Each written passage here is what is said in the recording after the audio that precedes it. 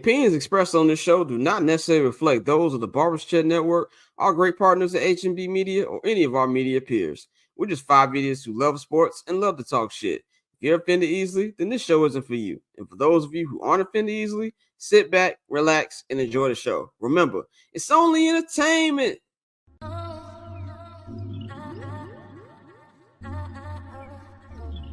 So cool. Triple double hat trick, I know the code too. Ice trade, go for trade, yeah we cold too. Getting paper on these player haters, old news, money on the other line, so I'm not gonna hold you. Money on the other line, so I'm not gonna hold you. Money on the other line, so I'm not gonna hold you. Money on the other line, so I'm not gonna hold you. Money on the other line, so I'm not gonna hold. My agent just said we made 100 flat. Make it back and make it stack, this like no Steven Jack. Put my rings up in the camera like I needed that. Up in the air and at the rim is where I meet them at.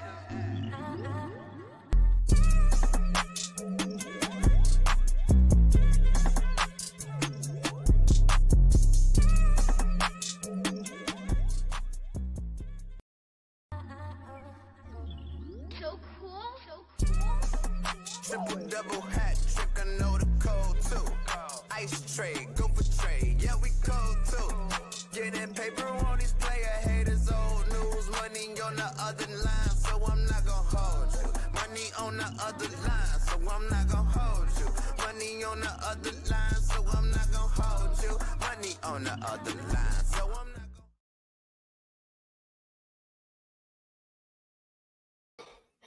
Ladies and gentlemen, what's going on, man? It's your boy Scott here. Welcome to another edition of I'm Not Gonna Hold You. It is Friday, December 13th, 2024, man. This is the second to last show of the year. We have no show on Monday, so we'll be back next Friday for the final episode of the year.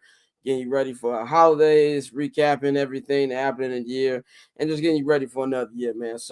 But I'm your host, Scott Lewis. Of course, you can follow me on all social media platforms at Barber Chair Scott. You can follow the Barbers Chair Network at Barbers Chair Net.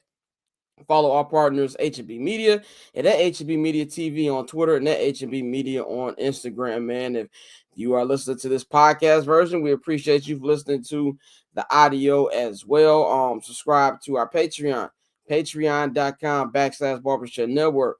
If you are listening to audio, you can take the link that's in the description box. It'll take you right there. If you're watching this on YouTube, you can take your phone right up to the QR code, and it'll take you to the link for all four of our different tiers. If you subscribe to the $10 holla, that is the $10 Barber's Chair All Access tier. That means you get 25% off on your first order at the Barber's Chair Network shop. That is bcnetshop.com. Get all your hoodies, crew necks, everything we got up there available, man. It's cold as hell in the majority of the country. So get you one of them things, man. We got a packed show for y'all today. Mikey's not in today, but Courtney will be joining us later on in the local hour. We got some baseball to talk about on there. I'm here to bring some of you Cub fans back to a little world I like to call reality. But we're going to get to that later on in just a second. We've got some football talk in hour two. My brother Flows, one half of 79 Halas, he will be joining us specifically to talk about Bill Belichick, him becoming the head coach at Chapel Hill at North Carolina. He has a take that he wants to get off on that. And also, shout out to Kev on stage. He put something on his Instagram called Things Black People Would Get Mad at You If They Knew About You. And so I want to play that game with my co-host today, man. But speaking of my co-host, let's bring him in. Let's bring in Dante and Bang. Dante is fresh off his golfing trip in sunny Florida. And we got Bang here. You can follow Dante at Octoberzonte on Twitter. You can follow Bang at JR Bang on all social media platforms. Dante, how you feeling, brother? I'm solid, bro. Just got out of training for a new position at work, so I'm gonna be smoked for a couple shows. But looking forward to everything we got going into 2025. We're doing our exit interviews. Appreciate everything that everybody's done for the brand this year. We've had a lot of support. You know, y'all keep watching, keep dreaming, keep ordering shit off the merch site because we do need those sales. You saw the high rise. This is not cheap, so you know we appreciate everything y'all do, man. But no, I'm good, bro. How you been? I'm pretty good, man. I'm reaching for the part of the end of the year where like you still got a couple more things to do before you go into like a 2 week slumber where you do nothing but sleep, drink, and just watch TV. Lucky I'm you. Bang, you run all of Midwest radio, so some of us don't have responsibility like you. It's not just Midwest, fam. It's the South. All right. Excuse me. East. We didn't Bang ask you to Wom- become right. We didn't ask you to become important at work. right, Yeah. Bang Wom's game. And I got kids in the background talking about some popcorn. How come you didn't make him no popcorn? How you just gonna make yourself some popcorn? I don't have children. And this time of the year, I'll be really glad I ain't got kids. And this part of the year, I'll be really good. But Bang, how you feeling? But nah, man, I'm pretty decent. It's definitely been a lot of stuff going on. Hey, but forget me, man. Shouts out to Randy Moss. Just went on Instagram Live, said that he was battling cancer. They had found cancer, took care of some things on Thanksgiving and stuff like that, man. So shouts out to Randy Moss. Definitely. Hopefully he beats this all the way through. Sad to see our legends go through stuff like this, especially like stuff like walking through a cane and all of that stuff. And Randy Moss is definitely one of our legends of our time. So man, prayers up to Randy Moss and his family, and go ahead and beat this thing. And I'm glad they found it and they were able to take it out. Like you said, he still has to do the chemo and stuff like that. But it sounds like the big threat isn't there. So that's amazing. Cancer, man, is a weird thing, crazy thing, because it kind of feels like it comes out of nowhere. You know what I'm saying? Like I know my dad had pancreatic cancer. I think it was like 15 years ago. I was 21. Yeah, it was 15 years ago. Damn old. I was 21 and I was not ready to be the man of the house. So that's basically they found the cancer between his liver and his pancreas. Yeah. So yeah. When I'm 4 years away from 40, so I got to take the what's that thing they say you always got to take when you hit your 40s? Oh, I ain't have to take that yet. Colonoscopy. I got what they said 2 years. They said I'm good. Okay. But you had it already though, right? No, but if you listen to they said that I could wait till I'm 45. They said I'm good. Okay. I give my shit regularly checked out. But for those who listen to Summer Sessions, I did have some other stuff because what was that last year? At the beginning of the year, I was getting myself looked at to see if I had liver cancer. And I explained my experience on Summer Sessions. Y'all go ahead and check that out. Explain it on Some Dude as well. Go check that out. But yeah, that particular, like looking through that, yeah, man, it definitely makes you as a man start thinking about things a little bit different. Yeah, and we advise people to go to the doctor too. Like I know a lot of black men don't go to the doctor. I go to the doctor all the time. Like I just had a doctor appointment last week. I want to know if I'm dying. Like honestly, like if something's happening to me, give me a warning. You know what I'm saying? Let me know. I understand niggas be scared. I had a grandfather. I met him, but he died when I was like 3 or 4 years old. And they said he didn't like going to the doctor. But yeah, so more prayers up for Randy Moss. Prayers up to anybody dealing with cancer, man. That's a tough thing. Yo, before we get to the sports, did y'all see the Jamie Foxx stand up? Yeah, I saw it. But I know I saw some people say, "Oh, it wasn't funny." I wasn't looking at it for comedy. Once I found out what it was actually gonna be about, I thought it was pretty good. Like I didn't go into it thinking about, oh, Jamie's gonna make me die laughing. Like, I honestly, my hot take is I don't think Jamie's that good of a stand-up to begin with. I think a lot of niggas are funny. If we're doing elite stand-ups, I'm not putting Jamie Foxx in that. He's good though, but I get what you're saying. Yeah, you know what I'm saying? Like if I think of stand-up, I'm thinking like the elite of like Dave Chappelle, what's called Patrice O'Neal. Paul Mooney is probably my favorite stand-up ever. But guys like that. But anyway, yeah, Jamie is the most talented man in Hollywood by far. Like by far. He can do everything. He's not a stand-up comedian, but this special I thought was beautiful. I thought that you could really see, everything that he's still dealing with that he had to go through. And I'm actually glad that we didn't know what happened when it happened. There was so many stupid stories that were going on when he was, recovering. He's a clone and things like that. And I'm glad that he was able to tell his story about it. The parts with his daughters on there were great. And the Diddy joke I thought was hilarious. And I also find it's funny everybody's getting out of it in front of it now. Will Smith was like, hey nigga, don't be putting me up with that nigga. I don't know what's going on. But that nigga Jamie said, I thought the devil was coming for me, and look around, it was Diddy. That was hilarious. But I thought it was a good special. I would tune in, check it out for anybody out there, man. I got a list of stuff I gotta watch over my 2-week break where I'm doing nothing. But yeah, but I got like a list of new shows I gotta watch too, but I didn't got stuck into like another Sopranos rewatch. So it's like once I finish that again. Yeah, G, I just watched Cross, G. I think y'all lied to me. I didn't see y'all Cross. Lied to me. Don't waste your time. But I mean, everybody was telling me how good it was. It was all right, but after about 4 episodes, it got pretty predictable. So this is not to be racist against my own kind. In Orlando, shut the fuck up before you even say anything. But there's good and there's black people good. Oh yeah, speak on it. There's good, there's black people good. There's good and there's nigga good. Good is man, this shit, everybody gonna watch it, boom, boom, boom. Nigga good is like, that shit good, because that's one of the niggas, but and that's what Cross is. Like Cross is, hey man, I'm proud to see a brother got a spot, starring role. There's a lot of niggas in here. So is it like a bad script? Like I think Aldous Hodge is a decent actor. So I say decent. Like I'm not saying I would say casting. Okay. I mean, the casting, storyline, there were so many holes in the story. Like it was just a lot. Yeah. And like, don't get me wrong, we love a Sherlock Holmes, but like some of the shit he was doing, it's like, all right, bro, this is all right, nigga. Because Morgan Freeman was Alex Cross at one time.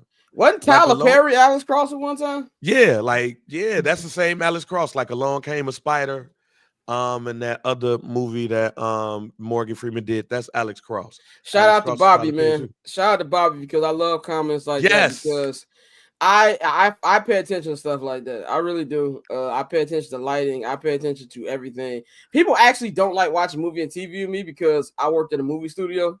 So I be peeping stuff that nobody else be peeping. I'm like, I don't like that. I'm like, oh, this CGI is trash.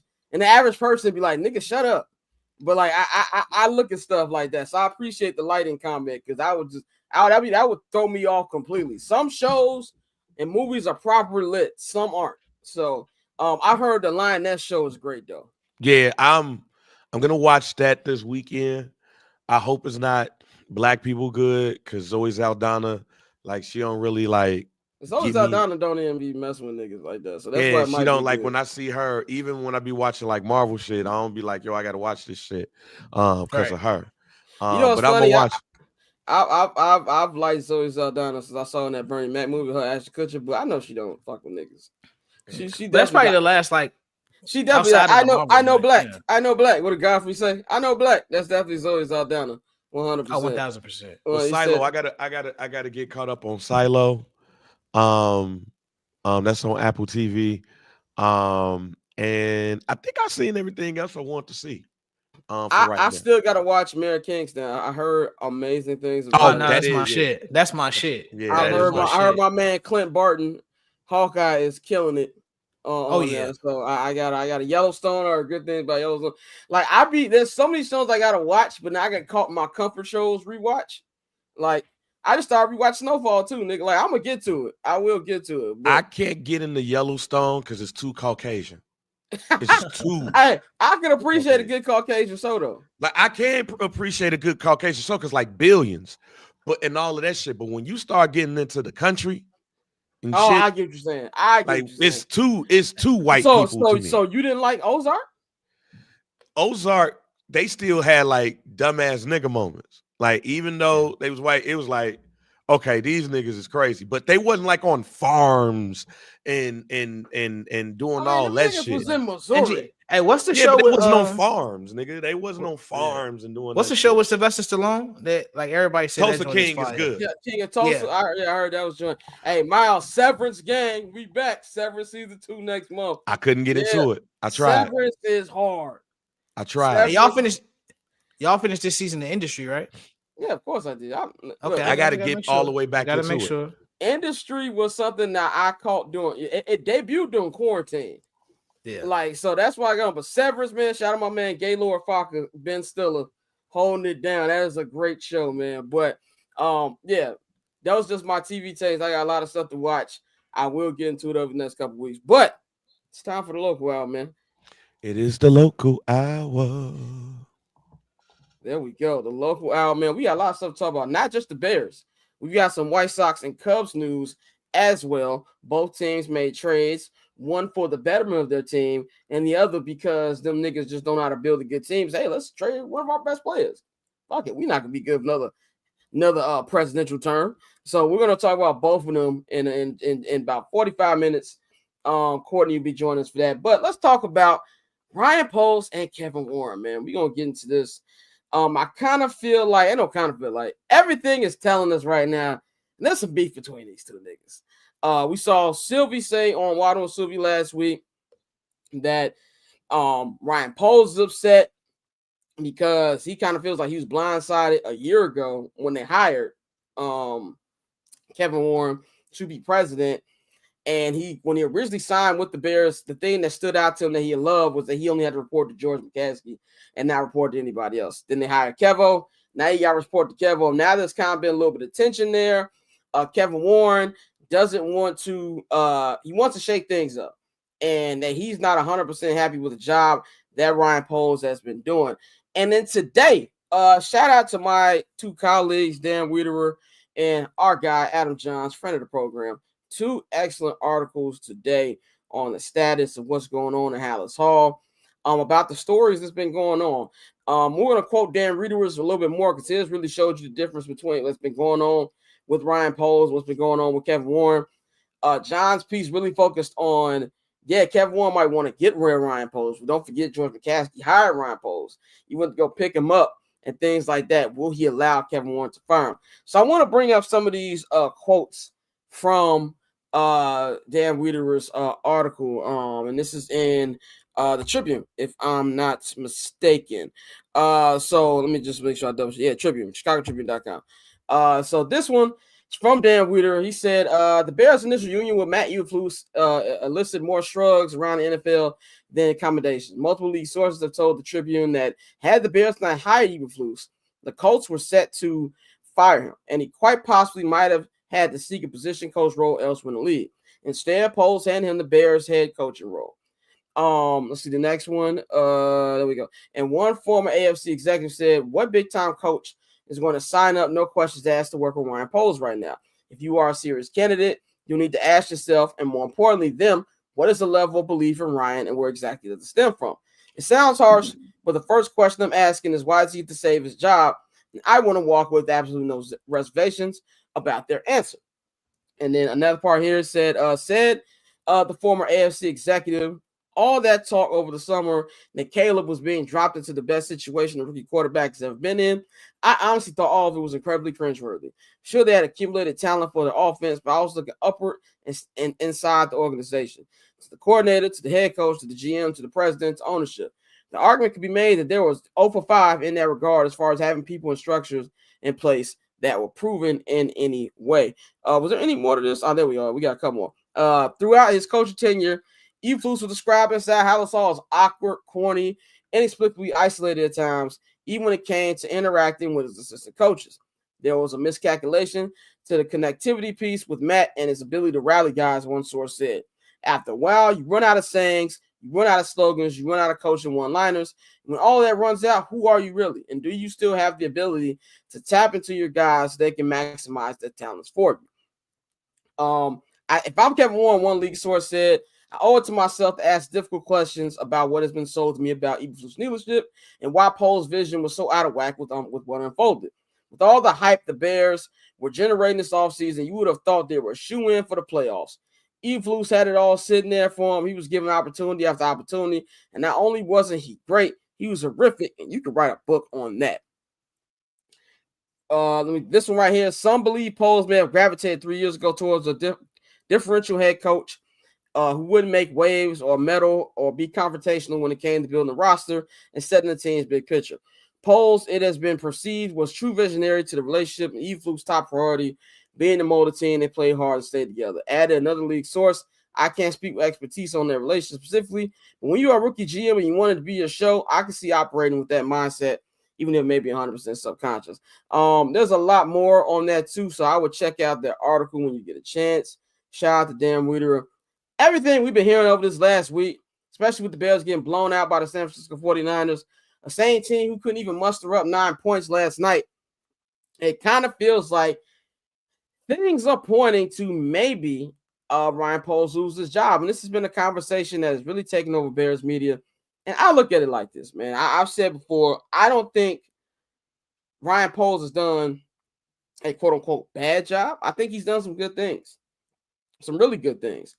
But it really feels like in order to get what you want to get, and we've heard a rumor this week that came from Brad Biggs that said that Kevin Warren was given the green light by George McCaskey to spend whatever he wants on the upcoming head coach, and that they're targeting on Ben Johnson. So it's a lot of things to do that. We hear about Bill Belichick, which we'll talk about in hour 2. Bill Belichick was interested in the Bears job, but didn't take an interview with them because he heard they were full laser in on Ben Johnson. Ben Johnson is told in Rappaport, he's told Albert Breer, Tom Pelissero that he's looking to line himself up with a franchise as a plan and then line up with another GM on the same timeline as him. So if the Bears are really going full in and trying to get a Ben Johnson, this sounds like to me, especially with these pieces, let's be very clear, people, those of you who don't really pay attention to this, that's not a coincidence that these kind of articles came out at the same time. This stuff is coming out for a reason, and this tells me that I believe January 6, 2025, that Ryan Poles is going to be out of a job. I don't really think anything is going to save him at this point. We've seen the culture problems. If you even go back and watch some of the older Hard Knock episodes from this year, it looks very cringeworthy now. The air of confidence he had compared to where it's at right now, man. And I just feel like this one's a wrap. I don't think there's much to save him at this point. And now I think we got to think about who's going to be the guy who's going to step in and line up with Ben Johnson. Dante, I want to go to you first since you weren't here on Monday. What's your thoughts on all this smoke that's coming around Ryan Poles' job? And does this article tell you anything different? I think they lining them up to throw him under the bus. I think it's not more of a if, but when. I know we've been, begrudgingly saying that, but we think they're gonna lose out this season. I still do, and I think if they lose out, it would have kind of like awkwardly enough. It's kind of like with Justin last year. Poles this team had to go on a run at the end of the season for him to save his job, and that is not happening right now. And so I think when you see articles like this drop, it's kind of more of a writing on the wall that he's about to be out of here, and it's really kind of crazy to me that it's flipped so quickly. Because again, like you said, coming in saying, "Oh, well, we've put this rookie in the best situation any rookie's ever been in," just the air of confidence that they had, despite the fact that we still didn't go as hard as we should have to fill certain holes, and the mistakes were obvious. We just overlooked them because we thought that the position players, the skill position players we picked up would outweigh all of that, and it just wasn't the reality. We all know how this game goes, and that we were still light in the trenches. But I think right now this is clearly. I can't even say this because I just don't believe it. But it looks like McCaskey is trying to get it right, and he's trying to allow his VP of football ops to really line this thing up the right way and not have another situation where you have a GM and a head coach who aren't aligned. I mean, that just leads to more confusion down the line. So I think he's going to lose his job at the end of the season. I don't want to all but guarantee it, but I think this is lining it up for them to cut the cord on Ryan Poles. And Alex brought up Ray Agnew to something that Bang brought up on Monday, and it's kind of a name that got floated out there too today. Bang, what's your thoughts on this new article that dropped from Adam Johns and from Dan Wiederer? So I didn't get to read all of it when you had shared it. So a lot of this was Mikey, by the way. I gotta give Mikey his producer. Shout out to Mikey. That was Mikey. So a lot of this I was hearing for the first time, and wow. I figured this was up next. I talked about it on Monday's show. That as stuff started coming out, it just lets you know that Ryan Poles' job is in jeopardy, And both of these two I would consider hit jobs.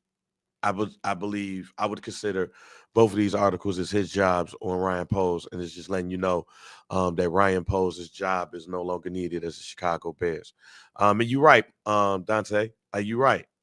It's what do the white people say? It's apropos that this would be happening to Ryan Poles after what happened with Justin Fields.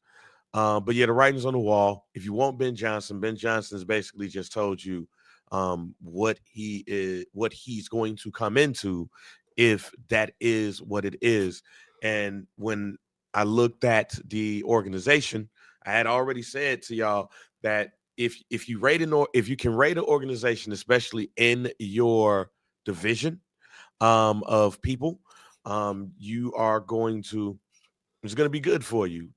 Because it should be good for you because if these people are good, you're rating some of the best coaches out of the organization that's kicking your ass. So Ben Johnson, currently right now is the offensive coordinator. You got Dan Campbell, who runs the team as a CEO, leader of men, right? So you got Aaron Glenn, who's probably going to be the next head coach of the New Orleans Saints. Then you got Ben Johnson. They run those teams, so to speak, the offense and the defense. But if Ben Johnson is looking for stability, look at who's the assistant GM or director of college scouting, who has a relationship with Ben Johnson. So I threw out Ray Agnew there because he's the assistant GM. He probably has a relationship with Ben Johnson. That organization has been winning in the draft, and Ray Agnew reportedly is a big part of that. Him and the GM, the current GM, both came from the Los Angeles Rams organization. That organization has who? Sean McVay. How do people think about Sean McVay? They think he is a great leader, man, and they think that whole organization, I mean, just look at them right now. They love the people that come out of that organization, right? So it should be a big win if the Bears could get Ben Johnson. But I believe that the only way that you could get Ben Johnson or Mike Vrabel or any big name coach, Ryan Poles can't be there. He just can't. Yeah. The only way Ryan Poles, I'll even give you this prediction. If Ryan Poles stay, the next head coach of the Chicago Bears is going to be Joe Brady. I mean, I don't know who it would be. I know if he stays, it's not going to be Ben Johnson or even a Mike Vrabel. That's what I'm saying. It's not going to be them two. Yeah. It's going to be Joe Brady. This is good one right here, Alex. Bill Zimmerman has some good points. Yeah, Robert Salah, same age as Ben Johnson. Robert Salah is a defensive coordinator. You can 100% sell me on. I want to go to the next topic. All this is involved in one thing, but Brad Biggs, and I gotta say that when there's certain people in the Chicago sports media, mainly with the Bears beat, I don't know how they move with the Bulls and other teams, but I know the go-to guys in Bears media. Dan Wieder's article was just great journalism, really, really good, really, really informative. I really, really listen when Brad Biggs speaks. I really, really listen when Adam Johns speaks. And also, Reader were getting involved in the same kind of storytelling. It's telling me that all this is lining up. You know what I'm saying? Because I wouldn't call Dan like a scoop guy, but this was some scoops in there, which is telling me that this is all probably going to happen. And but Brad says in his article, I think it was Monday or Tuesday, that Kevin Warren has gotten a green light from George McCaskey to spend whatever it takes to get a head coach. And so now they're focusing, I believe everything we're hearing, Belichick's camp said that the Bears are focused on Ben Johnson, and that's why they even though Belichick was interested in the Bears job, that never even happened because they're zoned in on him. I know a lot of people have been bringing up Mike Vrabel. Cap has like a hard on for Mike Vrabel. I'm not mad at Mike Vrabel. He's not on the top of my list just because I've said it before. I want an offensive head coach. I think that eliminates a lot of times for the Bears not to mess it up because you have to get the head coach right, and then you have to get the offensive coordinator right. And let's just say you actually get the offensive coordinator right. He does really well. He leaves. Now you got to get another offensive coordinator for your quarterback. I would like to have it to be where Ben Johnson isn't just offensive coordinator or play caller. He's play calling his offense. This is not like a Matt Nagy. That's why a lot of people bring in Matt Nagy. Who's going to be next Matt Nagy? Matt Nagy didn't call his own offense. Matt Nagy only called plays for like 2 games in Kansas City. Like, we all know the real offensive coordinator in Kansas City is Andy Reid. So that was a different situation. You can't even begin to compare it to Trestman.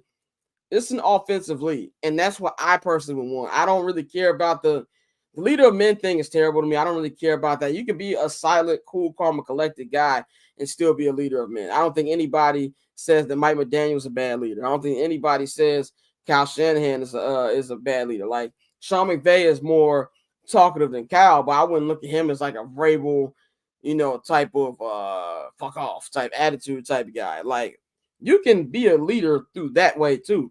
So that to me would make more sense. From what I'm hearing from everybody, it sounds like Ben Johnson is a clear favorite. And that doesn't mean they're not going to interview people. You're going to hear a lot of names thrown out over these next 6 weeks, Bears fans. Don't get too high. Don't get too low. Ben Johnson is number one on my list. And I really like what I'm hearing, that they're gonna throw some money at him, and that they're also going to get rid of Ryan Poles, which I believe at that point, we don't know how it's going to play out. He's never been a head coach before. So it's a toss-up. But that's honestly any head coach. And that to me right there is something that I would love to be lined up with. Add Caleb with the Ben Johnson over there. Dante, what do you think about what Brad Biggs is saying? Do you believe that it's true that Warren is getting the green light here? Like anything with the Bears, I believe it when I see it. Like I love what I'm hearing, but I just gotta see it. I just gotta see it. You would think that with the talent like Caleb and what you've seen so far, you would want to move that route and try to put him in the best position. But like we've said time and time again on this show with this franchise, you got to see it first. We tend to make the wrong hire, and like in the short term, we'll see it and be like, "Damn, okay, we cook them with fire," especially these last few years. But it just hasn't been the case. So, I would hope so. I would hope that McCaskey, you see this, and again, like I said, I would hope that losing the way we lost on Thanksgiving in Detroit with a team that historically used to beat, and now you've seen them turn the corner and completely flip that franchise. Like, that would have sparked something within the McCaskey family. But I just got to see it, bro. But I agree that Ben probably is the way to go, even though, like I said, we've had our chances with hot shot coordinators with the Adam Gase and all those other guys, and it just didn't work out. So I think this time with Ben, you have to, like I said, we have to align him with the right general manager, because as Orlando has said a lot, that O-line ain't coming with him. So it's some things we have to fix, and that has to be done right. But if he actually has been given the green light, you got to go all in, bro. I think Ben Johnson, and the fact that he already has a team, well, not a team, but his coordinators and things already in place. It seems like this would be a smooth transition. Is something that would be very important for Caleb. Because I don't want you to go and hire a coach and then you got to go do more digging for everything else. If this is a guy who pretty much has his staff together already, and they're just like, yo, we locked and loaded, ready to go, then y'all should go. I think that's the move they should make. So again, I hope he's gotten that green light, but that's something I'm gonna have to wait to see. Bang, what's your take on this? Do you believe it? You could get the green light all you want to. That don't mean niggas gonna come. So I mean, do I believe it? Yeah, I believe it, because for the last 3 years, the Bears have been the laughingstock of the NFL. And at some point, niggas like, yo, we nah. Niggas are getting embarrassed into spending money. That don't mean that people gonna take your money. And I think that's the biggest thing about all of this. Just because you have the money to spend, that don't mean that Ben Johnson is going to come, because Ben Johnson is going to look at everything, and Ben Johnson is probably going to be like, still, I got to deal with y'all old asses. And especially, let's say, for instance, let's look at a position that I noticed that people have been talking about a lot, even though I don't think is going to be a change. If the Cincinnati Bengals fire Zach Taylor, Ben Johnson is not going to Chicago. He's taking his ass over. Hold on. I got to challenge that. Them niggas cheaper than the Bears. No, I know they're cheaper than the Bears. What I'm saying is that I don't think Ben Johnson is a person that's that damn worried about money. I think Ben Johnson is the type that's looking at the situation, and he's looking at the team and how quickly he can win. The Bears got all of that shit, but they still are the Bears organization. And right now, over these last couple of years, who've won more? The Cincinnati I still Bengals. don't think Cincinnati's looked at like that. Like they didn't even want to play Jamar, and I think one of them niggas gonna walk this shit. This thing. I'm calling Ben Johnson's bluff. I'm calling Ben Johnson's bluff. That's what I'm saying, Scott. That's what I'm saying. If another team, if another position or another job opens, and Ben Johnson look at that, and no matter what, I could win quicker with that team, he's going to that team. If that nigga could have got a whole bunch of bread to go to the damn Carolina Panthers last year. He said no. What's so different than the Carolina Panthers and the Chicago Bears at this point? It's not much difference. I think it's a lot different. It's not that much different because I'm both pretty of low them, on the Bears, but I think both of them are the laughingstock of the NFL right now. This thing, both of them got a number one pick. That's the quarterback right now. Both of them, one got a young coach that's right now that's better than the one that we had that's right there. They both gonna have a little bit of bread. What I'm telling you right now is I would like Ben Johnson to come here too. I just don't think throwing a whole bunch of money at him is going to bring him here. So that's what I'm saying. This is why I'm calling a Ben. I don't buy the outstanding Detroit thing whatsoever. I don't buy it. I don't know any nigga who just stay offensive coordinator. I know it sounds good. I don't believe it. I know a couple. I don't buy it for one. He can sell that bullshit to somebody. Believe it. I don't believe them niggas still winning. Watch. I don't buy it in the slightest. And number two, I'm not saying the Bears are the best job out there. I do believe that the view of the Bears right now is very, very low. But I still think it's a very good job. Now, I have no faith in them getting it right to actually see it. I'm not giving them the benefit of that at all. I'm the Bengals. I'm just not buying as somebody who's just gonna run the Bengals because they cheap, and then they're gonna need a GM too. I don't think they're gonna keep their GM if they're gonna get So again, tell me what's the difference between the Bears right now? Everything we're talking about with the Bears has never done. They've never done all this. We gonna throw money at people. They ain't never thrown. And the Bengals ain't never thrown no money in the ball either. That's what I'm saying. So I'm gonna ask you again. What's so different than the Bears and the Bengals? The Bengals still have better players than the Bears. They still have a better future than the Bears. I don't care who the quarterback is. I think they have a better. Obviously, they got the better player because Joe Burrow has been able on the Bears roster, but they also play in the AFC. I think that's an easier road than the NFC. You still got to roll with Patrick Mahomes for the next decade. I'm not got to run with this damn NFC North. He know what they got over there. But that's not a long-term thing I'm worried about. I'm not worried about Jared Goff, Sam Darnold, and Jordan Love on a long term. About him. And Ben Johnson probably also knows I'm the reason Detroit is good. That's you take him away. What is Detroit? And at the end of the day, we can't say that though. We can't say that. That's what I'm saying. We can't say that, and we can't say that, and not only can we not say that, it is still the Bears organization. This ain't even about the Bears will fuck it up. This ain't even about the Bears will fuck it up. This is literally about a coach that's currently looking at the landscape. And yes, they got Caleb Williams. Yes, they got Roma Dunze. Yes, they got some of these players. But it's also the organization that's historically been in a rut. I'm disagreeing with the Bengals part. I'm not disagreeing that. You misread that whole thing. I said if the Bears and the Bengals was open, he's not coming here. It's more attractive to go over there with something that's damn near more ready made, because even still with the organization that them niggas have won. And if you feel like, hey, I might lose T. Higgins, they were supposed to lose T. Higgins last year. T. Higgins really not supposed to be there. T. Higgins not supposed to be there. But if you talking about me, if I'm looking at the Bengals and I'm looking at the Bears, and both of those are open, you goddamn right, because even still with that cheap ass organization, them niggas have been winning way more than the Bears. When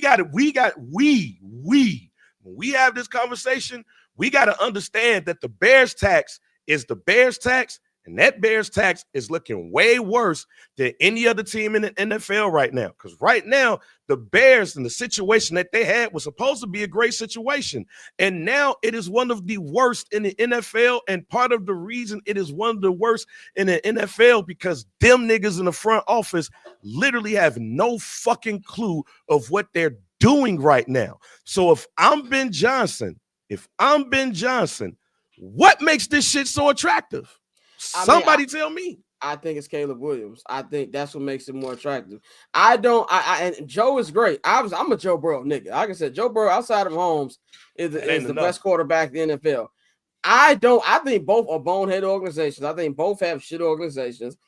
I just don't think if there's a choice between the two that he just automatically goes to Bengals. I don't think the organization is good enough for him to just jump over there. And we talk about T. Higgins, he's not supposed to be there, yes, but T. Higgins is still a big part of it. And also, you still got to pay Jamar.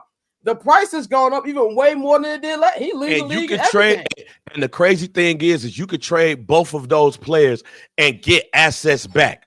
Who the fuck can you trade on the Chicago Bears to get assets back right now? They're also wide receivers. You're not getting too much. You can get them. You can. Nobody said. I did not say that you could get a 5-1s or anything like that. I said that you could get assets. They could get assets for those players too. The Bears, you can't get an asset for shit right now. And even, but fuck all that. Just what it boils down to. For as many flashes that you're not getting too first for a wide receiver. Yeah, that's you not. I hear you, but at the same time, bro, all other pieces aside, you know what Joe Burrow is. Caleb is still a project. Joe Burrow is not a project. You know Joe Burrow is going to be a top 3 quarterback in the league for the next 5 to 7 years, barring him getting hurt. Right now, So I think that's to Bang's point. If that does become available, it is very attractive. I agree. I hear what you're saying, but I'm saying. Yes, the quarterback 100%. But I think being in the AFC, which the Avengers of quarterbacks, it's not an easy road. You got to rebuild that defense. You got to rebuild that offensive line. They got a lot of holes too. I'm not saying that. What you think you got to do with the Bears? Same thing, but I think it's easier to do in the NFC than it is to do in the AFC. I think it's way easier to do. There's no juggernaut long term in the NFC. There's no juggernaut in the NFC who we 100% got to go through them niggas every year until he dies or retires. You got to go through Patrick Mahomes. If you think you're good enough, it don't matter. And we can say that. Niggas said that by Tom Brady. That's not you can. We good enough. A lot of good niggas have lost to underachieving Patriots team, and that's gonna. We send the same thing. And a lot of niggas that came to the Bears and not done shit. I hear you. I'm not buying the Cincinnati Bengals thing. I'm just not. Any other team, you got me. Bengals, I'm not rolling. Well, watch what happened when Joe Burrow.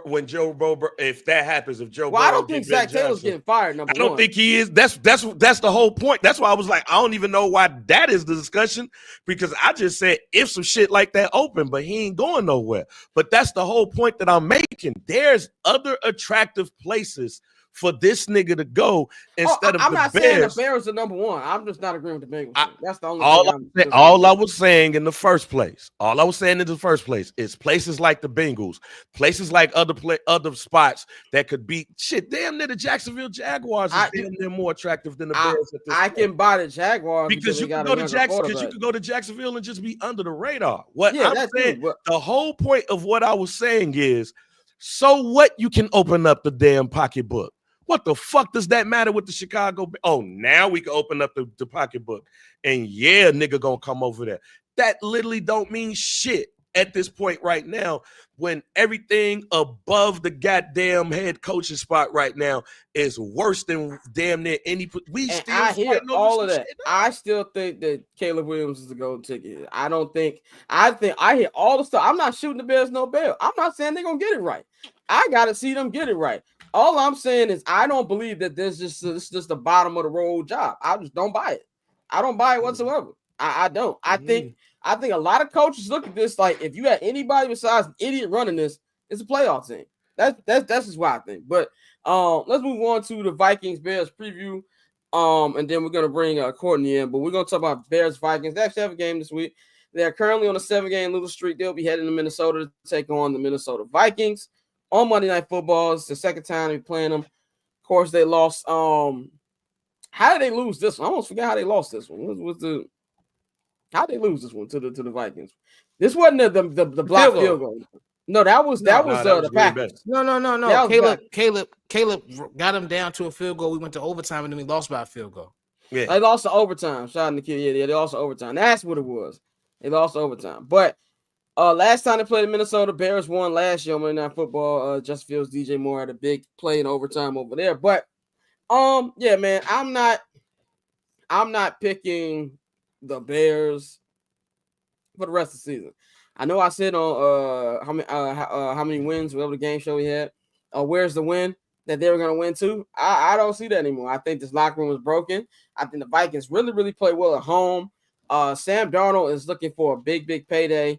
Jordan Addis has been killing so much that we forget Justin Jefferson's on the team. Justin Jefferson had his first touchdown this past Sunday since October. That's how much Jordan Addis has been cooking. Aaron Jones has been good. That defense has been really, really good. And I really think this team is hoping that the Lions slip up and lose to the Buffalo Bills. And that opens up an opportunity for the Vikings to get a chance to win the division. Like, as great as Detroit has been, the gap between them and Minnesota, even Philadelphia, loss-wise, it's only a game. Anything can happen from here on out. They got to finish strong. I think it'll be a competitive game like the last one was. Vikings don't usually run away with the opponents. I think the Bears put up a fight, but like I said, I'm not picking the Bears. I'm going to Vikings in Monday Night Football. Vikings by a touchdown. Dante, how you see this one going? Same. Vikings by a touchdown. I think Caleb won't play bad, but I really think that the morale is just shot on this team. And so once again, and we said it after the Hail Mary. We said it after the Patriots lost, really. I just don't know what kind of effort you're going to get from this team. And if firing Matt Eberflus didn't put a spark in the team, I don't know what will. So at this point, I think they are going to lose. It's just a matter of, I'm going to say 7 right now. It might be 10 by the time the game starts on Sunday, but I'm going to say 7. The game starts on Monday.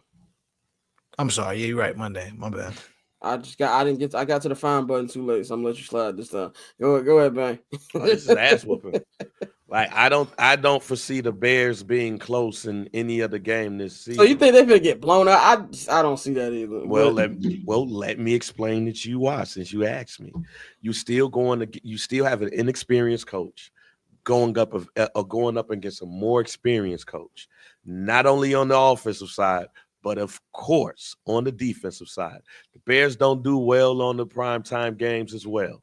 And this time, these Bears are going up against the Minnesota Vikings in Minnesota, where the Minnesota Vikings are going to have every reason to play well. That team is broken. I think we are not really honing in on the fact that team is broken. So if that team is broken in that locker room, how do we think that they could keep up with a team like the Minnesota Vikings the way they're at right now? I think it's impossible for them to do that. That team really is not. They have not given up no good effort with Matt Eberflus. They didn't give up no good effort last week.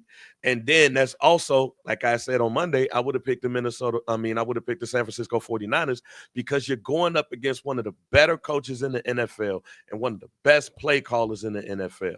He's going up against that again, against 2 of them. He's going up against 2 coaches, 2 head coaches when you think about it. Thomas Brown is just going to be outmatched on that side of the ball. And Eric Washington is going to be outmatched on the defensive side of the ball. Yeah, they could go up in there and they could try to blitz all day long, but nah, I just don't see it. I have Minnesota by at least 14 points. That's not really a blowout, though. I said at least. I'm being nice. I think it'd be close to stupid division games, but I can't. Honestly, I can't. I'm trying to throw some light here, but you're probably right. I'm trying to stop doing that shit. Them motherfuckers ain't gonna win another game. Let's stop throwing light and be real.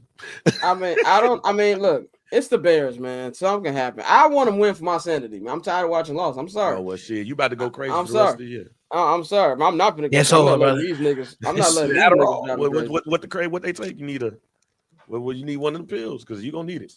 These previews used to be 15, 20 minutes. Now this is 5. That's all we had. I'm tired of talking about terrible Bears. Let's bring Courtney in here. Very rarely does she come on the local hour, but we got some baseball talk. Let's bring Courtney in. Courtney, how are you doing? I'm fantastic. Hold on, bang. Sing the music. What's that? It's the local. Is the local hour baseball edition. Happy to be here. Happy to be here, guys. Courtney, how you feeling? How you feeling heading into the weekend? I'm feeling like all I'm gonna be doing this weekend is working, but it's okay. Oh, okay. Well, you know, we like money. At least, like I said, at least you make some money. At least you make some money. Yeah. That's the only reason why I ever do anything. If I'm keeping it a buck. Oh man, motivation. Well, we bring you on here. We're gonna talk a little Chicago baseball. We got my brother joining in about 10 minutes. He has to take on Bill Belichick, and we're gonna play a little game called "Things That Black People Would Get Mad at You About If You Admit It." That we're gonna talk about. So Courtney brings positivity talking about the Cubs. I'm not bringing positivity. Today I realized how much I hate Cubs. Actually, that's the only positive for me. That's the only real positive outlook that I have right now is for the Cubs, because I really don't give a damn, and I don't have that much energy to talk about the White Sox. I don't either. That's why the White Sox are doing what the White Sox do, avoiding paying good players, exactly, and trading for prospects. Exactly. Speaking of that, Garrett Crochet got traded. You know what's funny about this? The Bulls, all these niggas suck. Bears, Bulls, White, all these niggas stink. The White Sox spent years trying to get something out of Garrett Crochet, just to when he finally gets good to trade this nigga. I don't want to hear about prospects. Michael Kopech was supposed to win multiple Cy Youngs. Yohan Moncada was literally number one on the prospects list like 6 years ago. I remember the ESPN.com piece when we was talking about, oh, he can be great. He just stopped eating Twinkies. I remember all that stuff. So I don't care about these actual prospects. But if you want to know who they traded him for, so Garrett Crochet says he has a big relief following the trade. But I had the trade details right. What happened? He was traded for, I have it right in front of me. Okay, thank you. He was traded for outfielder Braden Montgomery, who's the highlight of that trade for me. Infielder Chase Meadroth and right-handed pitcher Wickelman Gonzalez. The name is a lot better than he actually is. And Kyle that sounds like that sounds like a name like when you fast forward through like 5 years on MLB The Show franchise mode. He sound like one of them. Wickelman Gonzalez is a crazy Gonzalez, yeah. But what's your? I know you said you don't have much thoughts on the White Sox, but what's your thoughts on this trade? Again, initial thoughts is the White Sox are doing what the White Sox do, and that's avoiding paying players. But I mean, besides just the cheap laugh, Chris Getz probably got the best deal that he could have. And I know people were kind of upset that he didn't trade Garrett Crochet last winter. I think he got a better deal this winter, all things considered. So, I mean, that's a positive. You got maybe a little bit more than you would have. I always kind of like trading for catchers because if they don't pan out as a backstop, you can always kind of usually pivot them around in infield. And that's really what the White Sox need are some more quality infielders. And I know they have some left field issues. We'll unpack that as we get closer towards spring training. But I am really high on Braden Montgomery. I know that the White Sox, what I was reading is that the White Sox were actually really high on Braden Montgomery in the draft. But Braden Montgomery did injure his ankle in the Super Regionals when Texas A&M was playing, I think it was Oregon last year. So that is why he did fall. His draft stock did fall, and he got taken to 12 by the Red Sox. So, I mean, I think that I can't say that the future is looking bright on in Chicago, but I mean, they do be stacking some quality prospects.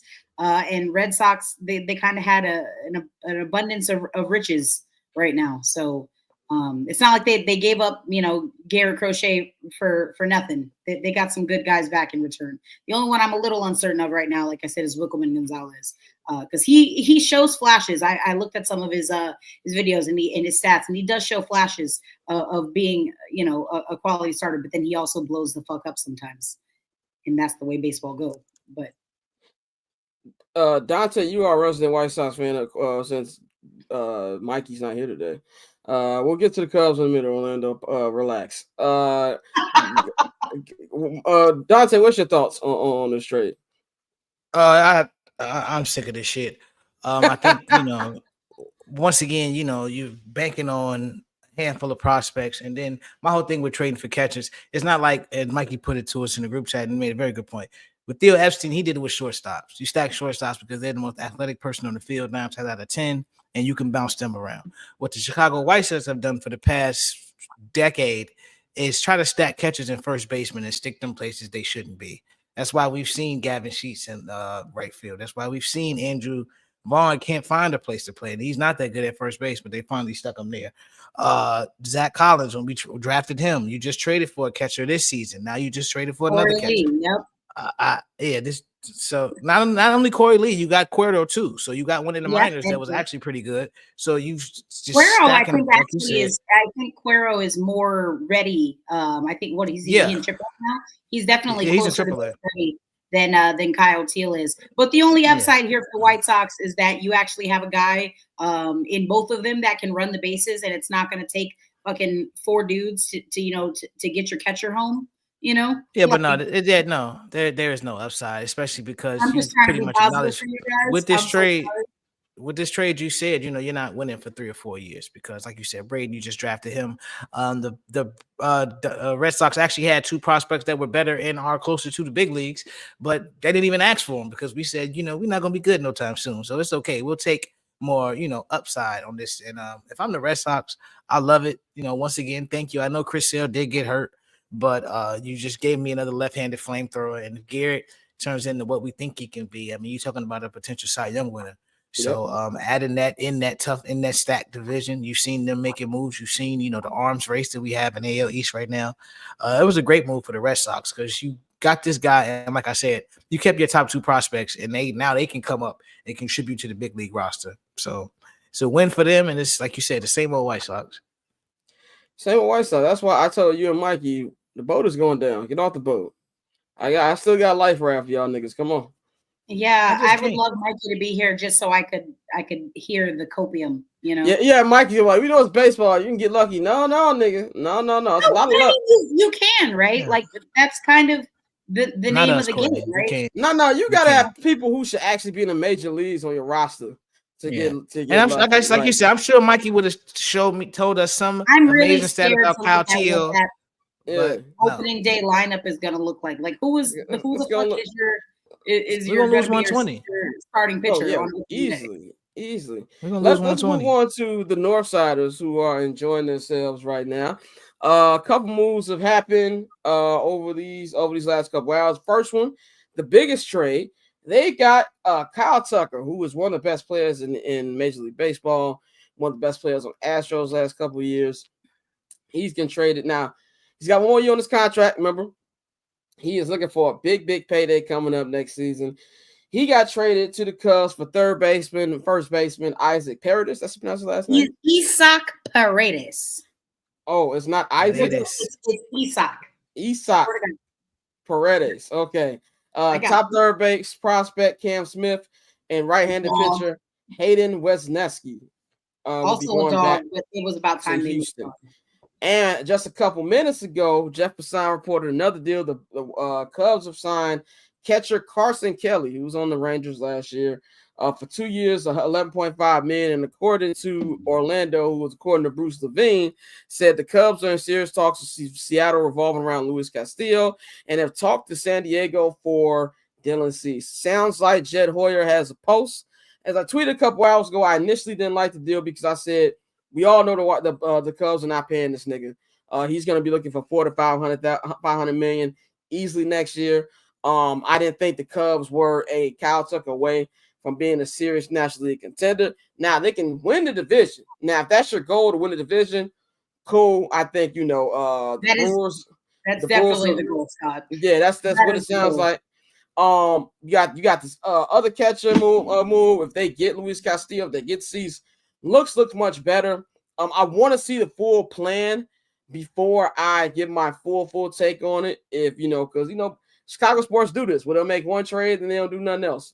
So I got to see the full-on plan.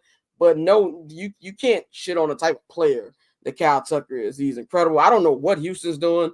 And this is it's kind of like a whatever trade to me. Maybe they just really want to pay him. It kind of feels like to me that Houston is is kind of conceding a bit. Yeah, you know? Yeah. They're like they're trying to win with what retool. Yeah, it's not a rebuild for sure, but it's definitely a retool. And the Cubs, I hate to say it, it looks a little uneven on paper for a 1-year rental. But the Cubs won that trade. The Cubs won the trade. Does the other move and the potential moves change anything for you? How you feel about this trade? I mean, I don't really ever think that there was a place for Isaac Paredes in that lineup. It never really kind of felt like he was ever a Cub. I know he got dealt there from what was it, Tampa?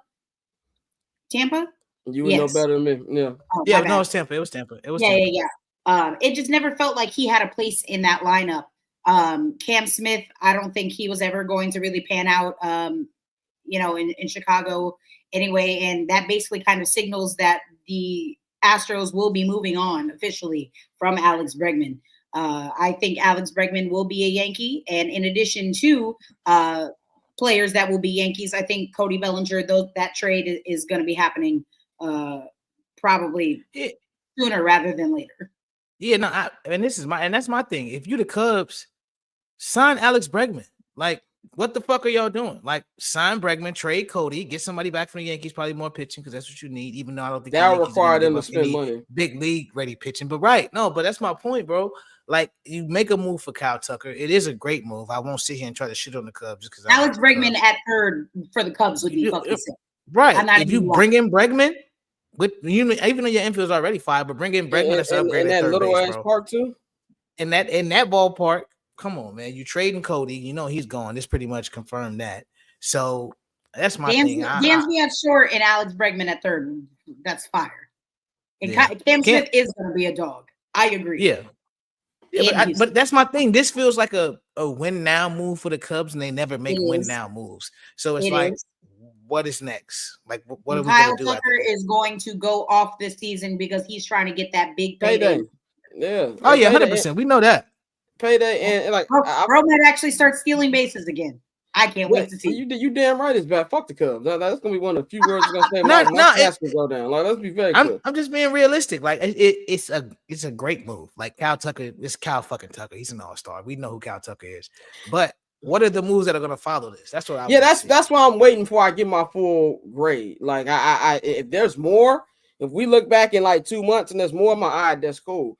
But I just want to clarify. Salute to Jed though. He made a move that needed to be made. I'm not a Cubs fan. I don't have a dog in the fight. He made the move that needed to be made. It provides maybe a little bit more intrigue into this lineup. Hopefully, we don't have to see fucking Seiya Suzuki flailing for his fucking life out there playing defense in right field. I'm tired of seeing it. Put him in at DH. I think it's a good move for the team. Oh, but he said he's not DHing. He won't. He said if y'all want me to DH, trade me. Yeah, exactly. He said I'm not trying to do that. Suzuki? Yeah, he's not down with the DHing at all. Brother, you better figure it out. You know who they need to go after now? It's Sasaki. No, they have a meeting with him. They have a meeting set up. It's gonna sound terrible. They need what? It's gonna sound terrible. That's why that nigga ain't been traded yet. That's why that nigga ain't been trading it. They gonna bring him to the meeting to talk to him, like try to convince him to come. That's exactly what it is. I'm not. This is I don't hate the Cubs. I hate Cub fans. There's a difference. The Cubs ain't never did nothing to me. I don't like Cub fans. One move, these niggas start talking like they're the Yankees. That's always been my beef with Cub fans. But I think they better win the division this season. They ain't got. You ain't got no. I'm sorry. Cincinnati's gonna win that division. You put a lot on Cincinnati right now. Yeah. Ass last year. Yeah, you put a lot on Cincinnati. To me, ass. Yeah, they weren't ass, bro. Like, they were in it to the end. But Cincinnati's gonna win the division. But I mean, also the NL Central respectfully is a mid-off, which is why it's so frustrating to me to watch as the Cubs when they have the most money out of every team in that fucking division. You know why the fans respectfully have been so accepting of just the mediocrity that they've been getting. And that's my point. Yeah, Chicago sports fans, not just Cub fans. Chicago sports fans like that woman who always gets cheated on, but the nigga takes out to dinner one time, and the rest of the times they cheated on them forgiven. That's what Chicago sports fans are right now. This is what it is. This is a trip to Cheesesteak Factory. People now have the ability to get in respectfully because the Bears are so fucking bad. The Bulls are so fucking bad. The Blackhawks are so fucking bad. And now you got the Cubs whispering their sweet siren song. Come right, back exactly. to me, You want to hear something crazy? You want to hear something crazy? Over the last 7 years, the White Sox have the most playoff wins in Chicago. Ooh. With 2. I know you let that. I know Dante let that rock in the group chat. I can already tell he had that cracked up for a little bit. But we're gonna take a quick break. On the other side, we're gonna bring my brother in. We're gonna talk Bill Belichick. We're gonna talk things black people would get mad at you about if they knew about you. So we're gonna take a quick 1 minute break and we'll be right back.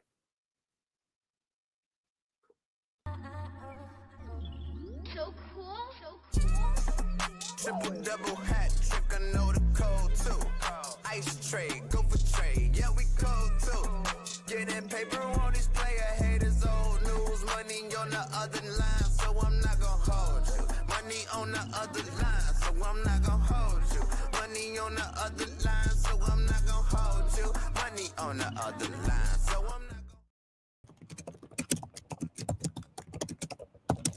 Yo, who was battling the screen over there? Yeah, niggas in a battle with the keyboard and lost. What are we doing? Yeah, who was that? Per my last email. I'm tired of you niggas telling me to do stuff before Christmas. Anyway, we got Bang. Are you ready to be brought back on screen? And you doing what you eating like Dante right now? We ain't know, but anyway. We got my brother Flows here, Flows Andolini on all social media platforms, one half of 79th and Halas and co-founder of this great company, the Barber's Chair Network. Brother, how you feeling? I'm pretty good. I got some hot takes I need to get off. All right. Before we get to Bill Belichick, I'm glad everybody. I was going to tell Mikey if he was here. This is for Africans only. That's fucking crazy. But Kevin on stage put something on Twitter and Instagram that was very interesting. I commented, a lot of people commented, and a lot of people got mad at me for what I said. And I want to talk about things black people only spend like 5 minutes on this. Things black people will get mad at you if they knew about you. And I said a couple things. One, I don't like sweet potato pie. Number two, I think grits is disgusting. I don't care if you put sugar on them or salt. We free now. You ain't supposed to be eating that. Number three, Belly. Belly is a terrible movie. It was shot well, but that is a god-awful movie. That's not a hot take. That's a true take. And number four, I didn't add this on. I know how to play spades. I'm not that good at it. I know how to play spades, but I tell people I don't know how to play spades because I don't want to get into an argument with other black people because niggas take that very, very seriously. I want to go to Bang. What was on your list? Because a lot of people got mad at you too. But before I go, who's ever said that Belly was a good movie? Oh, you'd be surprised. Yeah. You'd be surprised. You'd be surprised. I got about 5 minutes into Belly. That fucking nightclub, the fucking flashing goddamn it's something good for the culture, but I ain't never heard nobody like, yo, this is a good movie. It's just good for the culture. Same niggas who think Scarface is a good movie. But that's a bad movie, boy. It's a bad good movie. But it's a bad good movie. With that being said, bad movie, but go ahead. With that being said, I don't eat greens. Wow. I don't eat cabbage. This is literally the most anti-black shit I've ever heard in my life. I don't eat peach cobbler. I don't eat watermelon. I don't think y'all are Yankees. These are bad food. Sorry. Greens is crazy. I'm not one of those. And anybody, you don't like greens. You'll love my greens. No. I won't love none of your shits. I don't like leafy vegetables. I don't like wet leafy vegetables. You don't eat kale? It's so good for you. Kale tastes like ass. I don't give a fuck. You better blend that shit and blend that shit and put it in a smoothie. I'll drink it, but I'm not about to eat it. No, I'm straight. Also, somebody said re-free now is crazy. You know what else is on the re-free now list? Chitlins. Oh yeah. Chitlins is on there too. But unless you actively sat in front of a sink and had to clean that shit, the smell just stays with you. Yeah, I'm straight on that. Yeah, no, I remember. I don't know. That's on my We Is Free food list for sure. What you say, Joe? Scott, you remember when Andrew used to make it when we were short? Yes. Smell all through the crib. Bad. Terrible. All through the crib. Joe, what's some things that, if you have any? Belly is an awful fucking film. Scarface is also an awful film. Scarface is niggas love Scarface. You know, if I tell them Godfather, they be like, "Oh, it's cool," but Scarface is Scarface is trash. Oh, that's dangerous. If any nigga do that, they need to be shot. Unfortunately, it's a lot of folks. It's a few of the parents of my students we talk about films because I got a theology and cinema class where I try to do philosophy and theology through film. DCFS. And I told them that we use Godfather, and they're like, "Oh man, you ever try Scarface?" I was like, "What for? There's nothing good in that film. Only thing you have is a generational performance from Al Pacino, which is great, but that's it." Belly, I think it's one of the most impressive shot films in terms of going off tradition and filming it like this experience, this music video it's great looking. Outside of that, it's freaking terrible. Y'all MAGA is hilarious. It's freaking terrible. But outside that, nigga, I'm making grits, sweet potato pie, greens, cabbage, all that. You niggas are tripping with all that stuff, bro. I don't know how you don't like sweet potato pie. It's sweet potatoes. Yeah, I'm tripping on that. I don't believe in mixing church and state when it comes to salt and sweet. Like we don't need to. Really? Your taste buds must be The crust is a little salty. That's the pinnacle of food. That's actually a great mix. It's like when niggas make sweet potato fries. Nobody asked that. Nobody wants it. You don't like a sweet potato fry? No, and also it's like the same people take their French fries and dip in the ice cream. You should be in jail. No. Hold on. Relax. You should be in jail. That's the move. That's banging. That's fries in the Frosty, G. I don't think Scott understands. You know, prison. You have mine are definitely more movie related. That's bang to that too. I don't understand putting a fry in the Frosty. I just thought that shit good as fuck. Like sweet potato pie. And I'm the fat one on here. That's fat shit. That's crazy. But I got two real quick ones. I never seen Roots or The Color Purple. Like, and I don't plan on watching them. Like, speaking of struggle movies, Love and Basketball's ass. Thank you. Yes, that's ridiculous. Love that and is Basketball ridiculous. I am tired of y'all whitewashing history. And so does Love Jones. Do it. I feel like I came on a freaking show with Love Jones. Love Jones is not ass. Darius Love Hall was a stalker. Okay, like that movie stinks. The best movie made in that era with the last name Jones is Osmosis. Okay, that's the best. That's the best black film. These are some bull ass takes. This is Love Jones got me plenty ass. This is nuts. Love Jones got me plenty ass. That's also, a great movie. Grits can be eaten with sugar. I will die on this hill. Know what y'all talking about Love Jones? Love Jones is a great movie because Love Jones had successful moves. But Love and Basketball isn't a bad film. It's just not great. Love and Basketball just isn't great. It's okay. It's a cool film. Since Scott might be an actual overweight, I don't hate black quarterbacks. We got to stop this lie that was peppered. You do, brother. No, I don't. You only like the light skinned ones. Go ahead, Courtney. What's your No, this is not a safe space. I'm about to judge. Taylor Swift is better than Beyonce. We didn't say. All right, thoughts and views expressed. Let's wrap this up. Now. Stop. Do not Stop right now. Stop right now. Of the four niggas on the stage right now. No, that was crazy. That was nuts. That was nuts. Subject now. Oh yeah, let's just move on. I didn't say she's a better singer. No, she's not. We're gonna never play this game again. I didn't say she was a better singer. Oh, she's a better nothing. I just said she's better than Beyonce. She's not even a better white woman than Beyonce. You tripping? That's the You tripping? He said, you better. He said, this can never air now, Courtney. So you might as well eat cream of wheat or oatmeal if you put sugar on your grits. Hold on. Stop. I will. Old niggas, but it ain't bad. I will stand. No, man, that's ridiculous. Courtney, you have anything else besides that? Because that was nuts. That was crazy. I don't really think that was that crazy. My bad. Also, like I said, Beyonce is a better white woman than Taylor Swift. Now you tripping. That's crazy. No, I don't really have any. Oh no, don't be scared now. Yeah, no, I'm not scared. I just don't have any other takes. I'm from Alabama, so I've eaten all kinds of weird ass shit in my life. Deer, raccoon, snake, gator tail, frog legs. I've eaten all kinds of weird shit. You ain't from where I'm from, okay? You ain't from the trenches like me. Let me take my Greenwood, Mississippi ass up out of here then. I'll talk to y'all later. You ain't from Bull Connor Hood. My fault. You know the one thing I forgot? Okra. Okra's trash. Okra is actively trash. Fried okra is good. Okra is not good. Delicious. There's no way to make It just okra has good. to be It's just prepared fried well. okra. 'Cause sometimes it can be a little slimy, you know. Now, I don't I've know. had ones that were and not slimy. I just hate it. I just don't Hold think on, it's not a bro. good Is it? question. I like y'all banana pudding. That's I gotta don't eat be banana racist. pudding. I don't That's eat banana crazy. pudding. That's nuts. That's That's crazy. gotta be Like, racist. Potato no, salad. banana twist is great. Potato salad, banana pudding. I don't eat that shit either. Oh man. What Juicy say? That's gotta be racist. There's That's no gotta be way. racist. Well, anyway, man. Let's move on. Let's move on. I know my brother got to bounce, but let's talk about Bill I'm Belichick. sitting in an empty school. I don't have to bounce at all. Well, I thought you was trying to leave, so you ain't got to be there all night. Excuse me, nigga. It's They Friday about night. to fight. Oh. Anyway, man, Bill Belichick is joining the North Carolina Tar Heels. He would be the new head coach. He signed a 5-year, $50 million $50 million deal.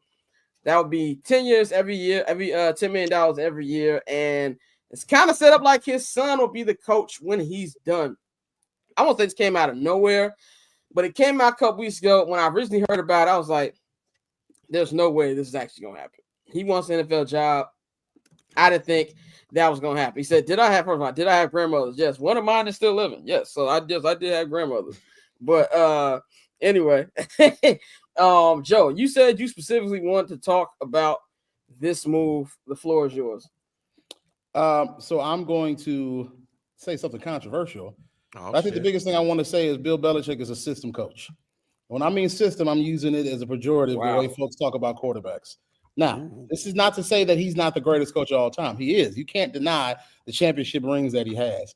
I do not think it is a wise decision to hire Bill Belichick in any form in 2024, specifically not college. NFL, I think you have more leeway with that, but college, no. The biggest issue I have with Bill Belichick is the fact that he got something that most NFL coaches could only dream of. And what he has that only most NFL coaches can dream of, you can assume already, that's Tom Brady. Tom Brady, obviously the greatest quarterback of all time, but he's one of the healthiest quarterbacks of all time. He had this man for nearly 2 decades. That's consistency you just don't get. It doesn't happen, especially not to be at the top of your game. And Tom Brady was so great that the moment the man went to another team, a Super Bowl happened because he's that good. Now, obviously, that's not to say Bill Belichick is not the greatest coach. He's still the GOAT. I cannot deny his accomplishments. But my biggest issue is you're hiring a 72-year-old man to transform your program at a level that he has not been in quite some time, and you're doing it with North Carolina.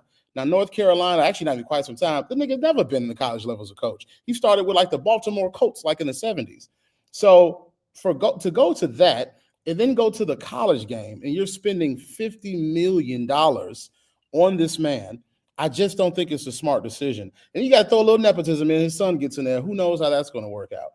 But if you're Carolina, I'm sure the best thing to talk about is what do we have to lose? You're trying to get a new era. You're trying to build a program. North Carolina, I can't remember the last time North Carolina was relevant. I don't remember a time North Carolina was relevant ever in my 34 years of living. But I just don't understand the decision. Also, I don't understand the decision at the NFL level either. College, I don't understand even more, just because you're going to have to deal with the fact that you're dealing with young kids who don't care as much about winning a natty as much as they're trying to build that NIL up. And then you have to take a team that does a program that does not recruit with the best of them and start recruiting well. How do you deal with that? How do you address the differences culturally, age-wise with these young 18, 19-year-old students? And then you have to deal with the transfer portal. I just don't think that's a wise decision if I'm North Carolina. But again, they're not known for football. They're known for basketball. So I'm sure they're thinking, why not? On an NFL level, I do not trust him enough without Tom Brady. Bears fans were clamoring for Bill Belichick. And I get it, because he would automatically be the greatest Bears coach of all time without a single win. But you're coming to a situation where you're not going to have Thomas Edward Brady. And the effect that Brady has on Bill Belichick's career is just astounding. When he has Brady, the dude has like a 77% win percentage. When he doesn't, it dips below 50. And on top of that, it's also one playoff win. Now, I know folks remember, I want to say it was Matt Castle in like 2008 or something, 11-5, all great, amounted to nothing. And again, part of me, I'm being facetious and I'm just getting a takeoff. But I think the conversation around Bill Belichick misunderstands, one, how fucking old he is. At the end of this deal, he will be near 80 years old. And it's not like this is a man who's keeping himself in the greatest of shape. This is a man who is old and looks old, and you're trusting him to build your program up. I'm not hiring a 70-year-old coach, 72-year-old coach. It's just not happening. And so I never understood the clamor. And again, the game has evolved much. He is dating a 24-year-old. Which is nuts. She's gross. I get it. She wants to get the bag. That's fine. She's gross. That's disgusting. It has to be the bag. Anyway, and so the game has evolved so much since Bill Belichick was at his prime. I don't know if I believe in him to adapt to this now. Again, I could be wrong, but this is just assumption. So there's that. Yeah, I don't even know if he's gonna be there the whole 5 years. I think you said it right. Like they went from Mac Brown, who was 73, to Bill Belichick, who's 72. Like it's not like this is a youth movement here. I think Bill, more than anything, to me, this is a pride thing for Bill. A lot of niggas been throwing dirt on Bill's name. What you've been saying is what a lot of people been saying about Bill over these last couple years, especially with the Mac Jones thing, with Brady leaving. Brady went on to win the Super Bowl. Stay in the playoffs in this couple years in Tampa Bay, and the Patriots made one appearance in the playoffs, but they got dusted by the Buffalo Bills. And besides that, it was just been bad. And a lot of people been talking crazy about him. If you watch the Patriots documentary that Robert Kraft and Apple TV put together, it basically said, "Hey, me and Tom Brady won these, not you, Belichick, and you were bad in all these different facets. You want to keep a murderer on the team. You want to do this, that, and third. I was the one who intervened and kept you around longer than you should have." I think he hears that. He's like, you know what, nigga, I'm finna go to college and prove y'all I'm still like that. If he was 10, 15 years younger, I have no problem with this. Like you just said, he's 72. I don't even think he's going to be there that long for the 5 years. I think maybe after 2 years, he might just ride off to the sunset and give it to his son. I do believe he still wants one last crack at it in the NFL. I know, Shane O'Mac, you said no teams called him in the NFL. That says a lot. He had to interview twice for the Atlanta job. I think, to me, he's the greatest coach ever, but I do feel like his time has passed a little bit. There's a lot of Bears fans, a lot of Bears media who are upset about the Bears not even trying to interview him. I have no problem with them not trying to interview him. To me, he has a thing that was great for that era. To me, that's like the NBA if you brought Phil Jackson back and he goes to go coach the Grizzlies. Right. Good luck. You know what I'm saying? Like somebody said that Bill Belichick's going to be talking to niggas who grew up on Boss Man D-Lo. That's a different generation, bro. Different generation. The ACC isn't world beaters. Clemson isn't a team that's going to run with anything. Miami jacked it this year. But I do believe this is a situation where you have $70 million they're going to spend in NIL dollars and trying to get the best commitments. I think that with North Carolina's perspective, they're looking at what Coach Prime is doing in Colorado. Maybe they can get a spin off of that. Granted, Coach Prime like 30 years younger, and Bill Belichick ain't Coach Prime. But I think that's what their I guess like feeling was trying to reach out to him. I think it's a little more simple than that. Often since that, yes, the landscape has changed, but now when you have an alumni base like the University of North Carolina, where they have some of the richest alumni in the United States of America, it's like now we just want names. It's about name recognition. It's like, okay, we want Bill at the head of this, and we're going to go out here and spend this money, like you said, $70 million to fill out this football roster. So I think for Bill Belichick, you're just looking at a man who is, I think some of the NFL shit is overstated. I think he's really just completing side quests in life at this point. His father was an assistant at University of North Carolina, and now it's the point where I can set my son up to be the head coach of North Carolina. So there probably was in the beginning some, salty feelings about not really getting real chances at, catching Don Shula and being, the most winningest coach of all time. But by many, he's already considered the greatest coach ever. So I think for Belichick, it's like, okay, I'm going to go back here. My dad was an assistant here. I'm going to be the head coach. And more importantly, now I'm setting my son up to where he's going to be the head coach when I walk away. And now we can, continue the Belichick name at a place where, my father, his grandfather once was on the same sideline. So I think it's not as much about the NFL, just more so he's done it all. So it's like, I don't have to wait around for y'all and hope that somebody hires me. If you don't want to hire me, fuck it. I'm going to go over here and do this. And then I'm going to put my son on and ride off into the sunset with my shorty. And then he'll die in 5 years and she'll get all his money. Damn. All right. Go ahead, Bang. Hey, man, look, Look, I've seen what Bill Belichick is doing all the time for niggas in the hood. Bill Belichick ain't doing nothing different than a drug dealer going to a small town and going up and set up shop. That's what Bill Belichick is doing. He can't go over here because they got the product over here. He can't go over there because they got the product over there. But I could go to this small town where they're going to give me everything I want, and I could go ahead and set up shop. Ain't nobody going to bother me. That's why he's going to North Carolina, ladies and gentlemen. He going over there, he taking over the block. As simple as that. He's just taking over the block. When you look at North Carolina, what is North Carolina going to not give him? Like he reportedly came through with a 400-page book, how to do this, do that. Man, whatever, fam. You ain't even got to do all that which shit. he said was cap. He said it was cap. But here's the thing. It don't even, that's what I'm saying. It don't even matter. You Bill Belichick going to a school that's a basketball school. It's a basketball school. You could go over there and they've had no expectation, and they like, yo, oh shit. You want to come here? That's great. That's like Jackson State and Deion Sanders. Deion Sanders like, yo, our coach, they like, oh shit, Deion Sanders? That's great. Like Bill Belichick going to a school that got checks and balances, a bigger school, they not gonna do that even though you are who you are. So really him going to North Carolina is just like a drug dealer going to a small town and setting up shop. Ain't nobody gonna bother me. That's what North Carolina is. I don't expect him to win there. I don't expect him to go to a damn playoff because I don't even at their worst, I don't expect North Carolina to be better than Clemson. And the way right now SMU is, I don't expect him to be better than them. No, so nah. Like and then he's bringing the homies with him too. Like, yeah, oh, come on, man. He bringing the homies in them niggas. Yeah, he bringing the homies with him too. Yeah, I smell setting up shop all day long. Like Matt Lombardi come. They said he was on Zoom meetings with all of the homies. Like shit, the Bears, they gonna go after Ben Johnson and shit. So Josh McDaniels gonna slide down there. Matt Patricia gonna slide down there. You fucking fine Pepper Johnson.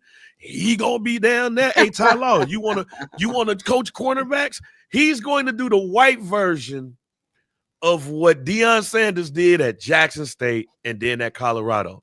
The only advice that I have for Bill Belichick is to get you some colored folks on there.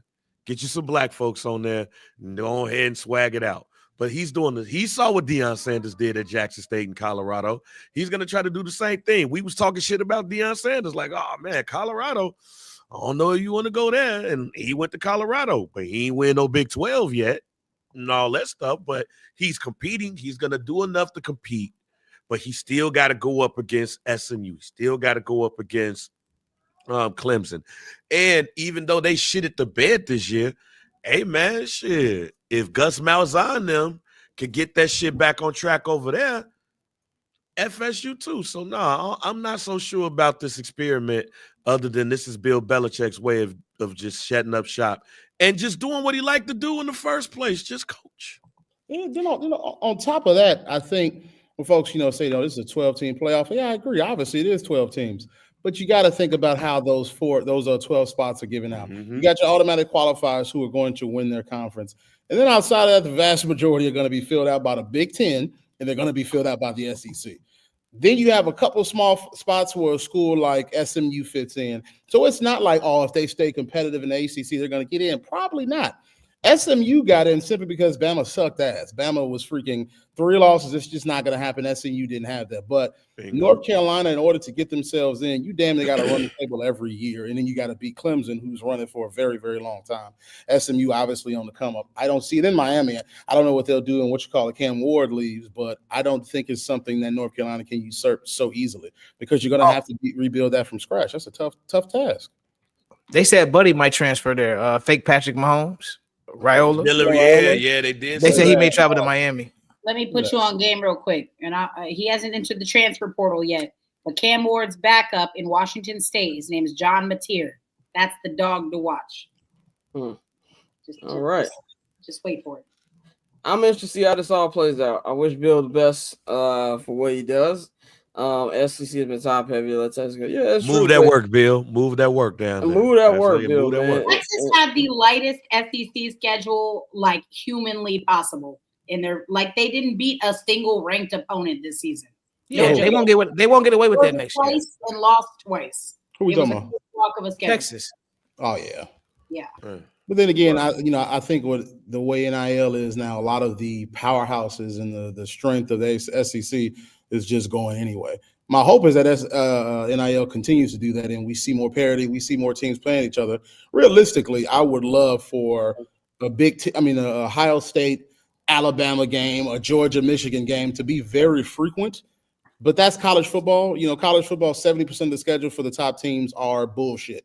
You're going to play the Buckeyes are going to play Akron. We're going to smoke them by 50. And now there's but Flows, that's a new thing. Now there's no incentive for those teams to play those games. Yeah, it's good for the sport, but now you're seeing all these teams just kind of, cakewalk into the playoffs. All you need to do is win. It doesn't matter who you beat, apparently, especially when teams like Boise State can walk up in that bitch, don't play nobody all fucking season. Sorry, I'm still mad. I'm about to say, Courtney got smoked for Boise State. Yeah, and that's you still playing college? For Boise State. You still playing college football? Yeah, I play. Oh yeah. Get ready for a lot of Alabama versus FCS Southeast. That's what you get ready. But no, bro. Not only that. No, Boise is not good. Boise is not good. Stop lying to yourself. Hold on. I love Ashton Jeanty. I love his stats. I gotta address something. Look who you're playing. Go ahead, Courtney. Okay. Boise State is not good. And we can't in one breath say that Boise State is this good and Ashton Jeanty is this good while simultaneously letting fucking Travis Hunter win the Biletnikoff when it should have been Nick Nash who led the fucking NCAA and got the triple crown. What are we going to say? Oh, well, Nick Nash only played Mountain West opponents. And what conference is Boise State in? The two truths can't exist simultaneously. Right. I'm sorry. So which is it? Which is it? I just want to know.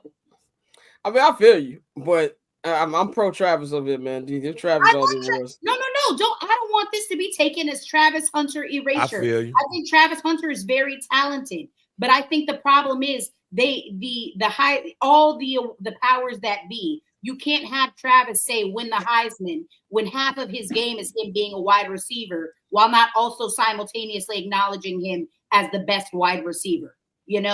It wouldn't make sense because if he's not the best wide receiver, that's half of his game being taken away when you put him up for Heisman contention, Yeah, but he don't have to be the best wide receiver. The fact that he's that good at both positions to me is what takes him over the top. Yeah, so he's like second in TDs, third in yards.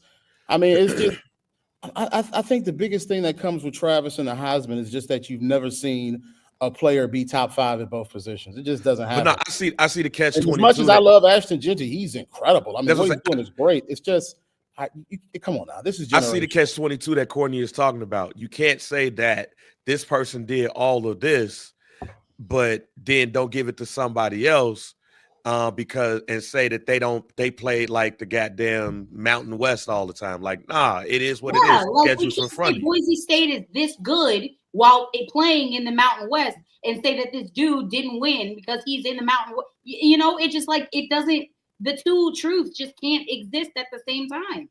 I think the biggest thing with Travis and Ashton is just, for me, it's just what's generational and what's not generational. That is the only thing I have going. I'm never going to take away from somebody's stats because you're going to play who's in front of you. Though I think Boise is not good because I look at that schedule and I think the only thing you have on there is Oregon. They play Oregon tough as hell. Absolutely.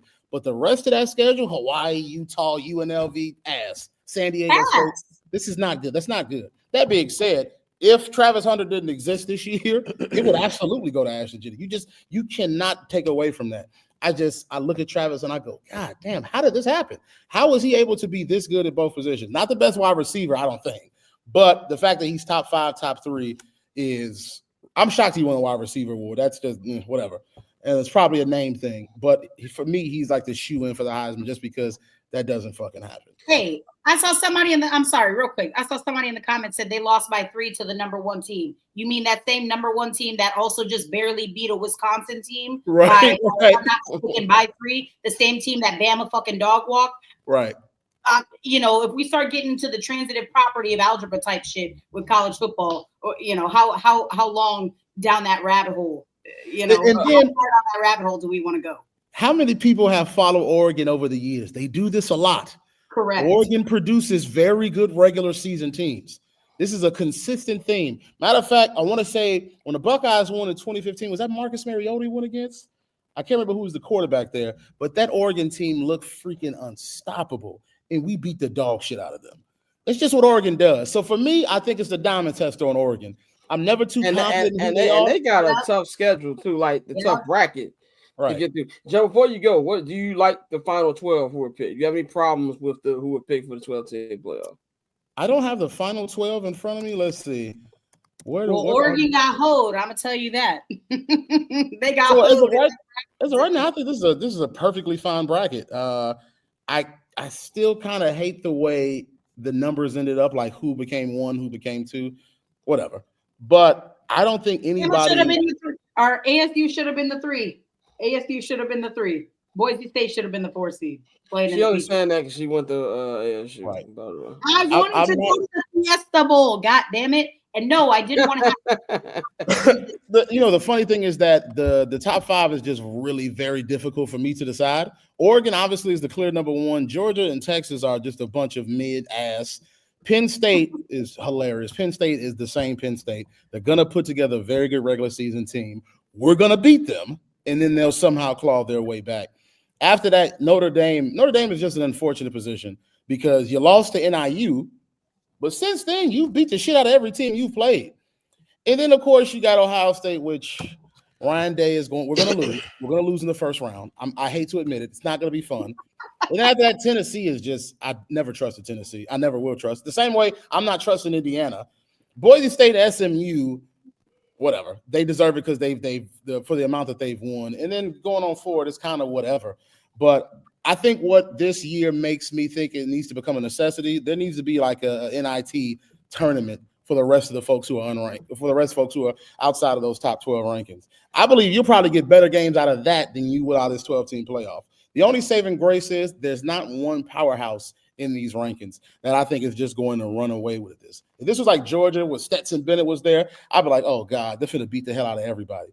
This year, Carson Beck's ass, Quinn Ewers is ass, Will Howard is ass. Everybody's kind of equally ass. So it's a good time for it's on. I'm sorry. Did Orlando call Ryan Day Pol Pot? Go to hell. Pol Pot is hilarious. I have so much. Ryan Day, I love the Bears, but the Buckeyes just hold a special place in my heart. I really hope Mike Vrabel does not go to the Bears because I need Mike Vrabel to come home and lead my Buckeyes to victory. I really need this reunion. I mean, you're talking about a legend with the Buckeyes, a player, first coaching position with the Buckeyes. He comes back and he does it again. But whatever. I just don't. Ryan Day is literally Diamond Tester coach personified. He will put together some ridiculous win percentages. Then he'll play Michigan. He'll shit his pants. We'll lose. And he'll act like he just got to get back to the drawing board. And then don't even mention the playoff. Nothing's happening in the playoffs. So we'll see what happens. All right. Anything else before we get you about it? Not really. What's the next section you guys talking about? I'm doing nothing. Okay. I'm talking about the NBA Cup and how these prices down, nigga. And how the I got some takes about the NBA. Okay. All right. Let's bring it up. Let's bring it up. Nikhil, can you put these prices up here for me for the NBA? All right, there we go. So the NBA Cup semifinals kicks off tomorrow in Vegas. The 4 teams who advanced are the Milwaukee Bucks, the Atlanta Hawks, the Oklahoma City Thunder, and the Houston Rockets.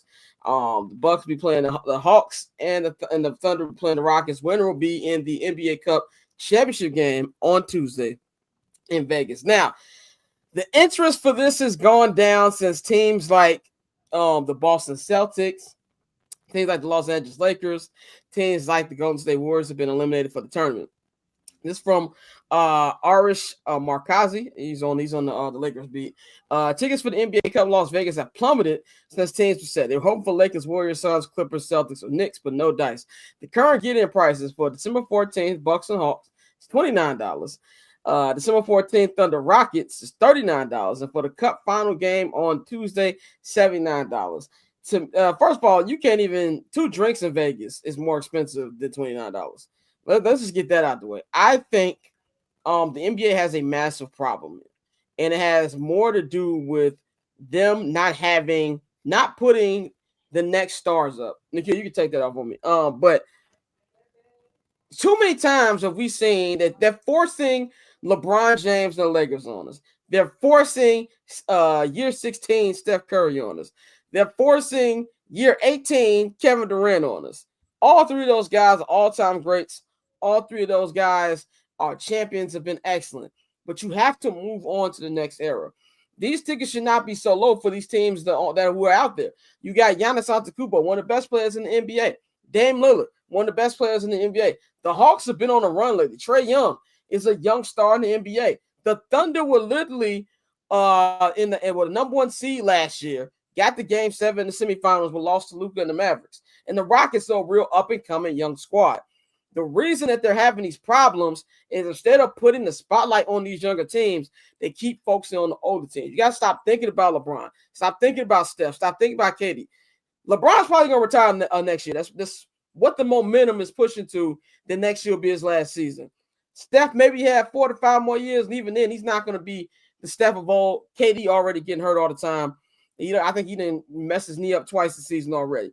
You got to put more spotlight on the younger players to be able to get them in front, put them more on TNT, put them more on the NBC, not NBC, but ABC and ESPN games, so people can get a spotlight on them. That's why people don't care, because it's none of the big names, none of the big players. And the issue that the NBA has, they're not like the NFL. The NFL is built around teams. They're built around stars. And they're going to have the same problem that they did. No, it wouldn't happen in any league. The reason they wouldn't have, just what I just said, because the NFL is a team league. It's not about the player in the NFL. Yes, the players are big, but none of those players are bigger than the teams. Steelers fans, Bears fans, whoever. It don't matter who on their roster. They're going to watch. The MLB is third in interest when it comes to American sports, but I think the NBA keeps pushing the way they're going. Not popular, not like losing money wise. They're still making a lot of money. There's going to be $1 billion contract coming up soon. What Jason Tatum just signed for this summer is going to look like play in a couple of years. But the interest for them, I believe, is going to be a Major League Baseball level if they don't figure out a way to right the ship. Yeah, fans shouldn't care about ratings, but there's a reason for that, for the way people watch the product. And overall, just the basketball. So that's what I'm talking about. Nobody watched the Rangers Diamond. That's why I just said they're third. But I'm saying they could get to that if they keep going the way that they're saying that they're going. The NBA should never be compared to Major League Baseball. The NBA should be far ahead of it. And then with these 4 teams, they're stars. Giannis is a big star. Dame Lillard, big star. Shai Gilgeous-Alexander. So it's not like these are just 2 games with no star power in them. You got an NBA champion involved in the Final Four. So that's my problem with that. Joe, I know you say you had a take on the NBA. Go ahead. So I think first of all, I think the take that their lack of marketing of their stars is hurting them is an absolute thing. Of course, I think one of the most popular takes about why the NBA is suffering is it's the 3-point and all that shit, which obviously I hate. But I think the biggest problem is the stars that they have. I do not think you're going to get to the direction that you had with a Michael and LeBron. I think the NBA honestly got lucky with how they were set up in terms of star power. They came in a time, of course, you had your Magic, you had your Bird, you had Kareem, but then you got Michael Jordan.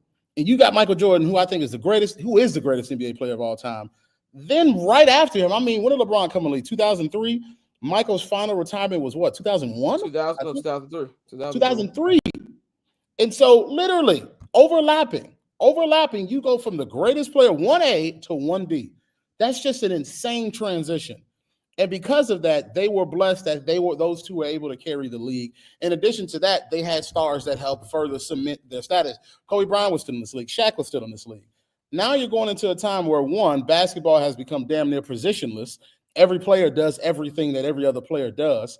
So it's not like you're going to have a specialist where Shaq, he's the best big man. You could imagine Shaq stepping out the 3, but you don't have that anymore. And because of that, I believe it makes the game harder to develop those stars who are just this generational. And because of that, I think it's natural that the NBA would suffer because you're just losing arguably the greatest player of all time in LeBron James. That's tough. Now, in addition to that, to a lesser degree, I think the game just sucks ass. I don't like watching it. That's personal. Obviously, that's my own subjective opinion. I don't think it's fun anymore. I do miss the days where it was position basketball. Every player had a specific job. I hate to look up and Wemby has, as great as he is, the nigga finishes with 7 boards, but took 12 threes. But this is an old man take. In the end of the day, I think it's the positionless basketball that has hurt it. Because of that, it makes it harder to find superstars. And on top of that, you just are not marketing your big stars well. And then this is probably like a 0.0001%. I just laugh at how some of the most important days for the NBA have not as important as they were. NFL being on Christmas, I'm not even thinking about the NBA anymore. It's kind of fucked up to me, but this is the business. But I think a very, very, very minute portion of that goes to their importance is just thrown out the window. It's unfortunate, but Big Raj is gonna do what he do. I mean, Kyle, you say you have to have stars in big markets. When was the Cleveland Cavaliers ever a big market? They had LeBron James. It's not about the markets. It's about putting these players in front of TV. And I don't think overall fans care about Oklahoma City. If you put Shea on TV, people will realize, oh, this nigga's exciting. Instead of giving me a 40-year-old LeBron versus 37-year-old Steph Curry every Christmas or every holiday. Yeah, I agree. But back to your original point about the NBA Cup, I think this is further proof that they need to run with the idea of getting rid of the All-Star exhibition and just putting the NBA Cup championship on All-Star weekend. Like making an event, because telling people to come to Vegas on a fucking the game is on Saturday and then the championship is on what, Monday? Championship is on Tuesday. Tuesday, like coming to Vegas on a Tuesday, you feel me? Even though it is Vegas, it's still Tuesday in December. So I think you need to make it more of a spectacle, but I think this is a part of, trying to figure out what you want to do with this. I think as far as the overall product, I agree with all of the reasons why it's down.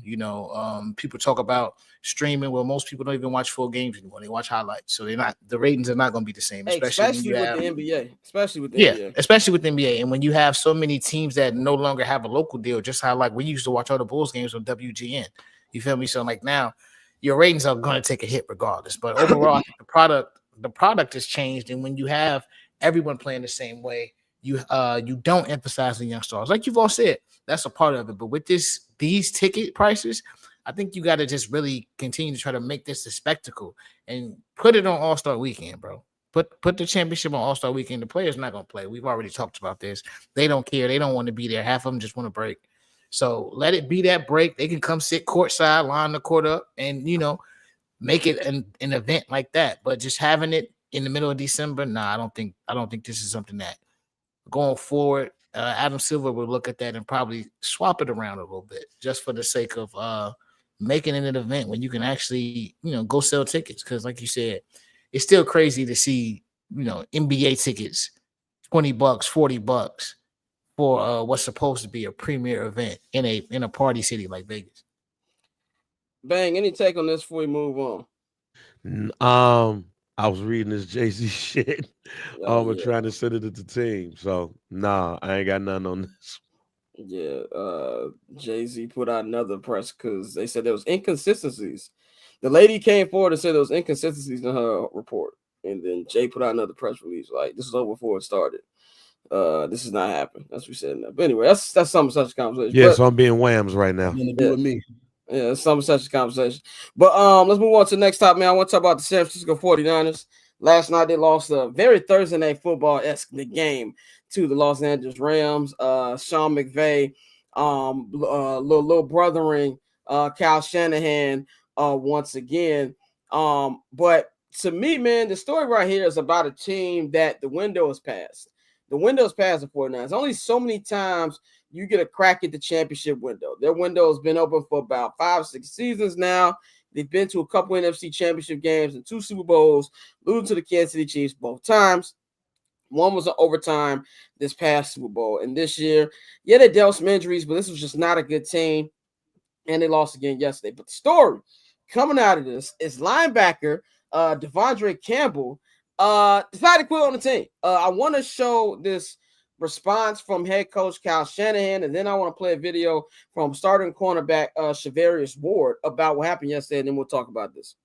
Devondre Campbell, he didn't play, and he went into the locker room at some point. Yeah, he said he didn't want to play today. Play today? Yep. The coaching staff? He did when I asked him why he didn't want to go in. So during the game or before? No, that was in the third quarter. Has that ever happened to you where a player said they didn't want to play in a game? No. He got demoted for this game, right? I mean, he was not going to play. No, he was gonna go in when Dre came out. Is Devondre Campbell? I don't. We'll figure out something, but I don't know that right now. Did he give you any reason why you didn't want to play today? No. Campbell, I mean, to hear players say, "I don't want to play today," does that create dissension, especially knowing that at this point in the season, with the type of season that this has started out to be, you kind of need as much camaraderie as possible to be successful? Does that create dissension amongst the team, or did it not really affect anyone? Did no one really notice? People notice, but when someone says that you move on. You don't deal with that anymore. With Devondre opting to not go into the game, what do you need to do to ensure that you don't lose the rest of the locker room? I haven't lost anybody. That's somebody who doesn't want to play football. It's pretty simple. I mean, I think our team and myself, we know how we feel about that. So I don't think we need to talk about him anymore.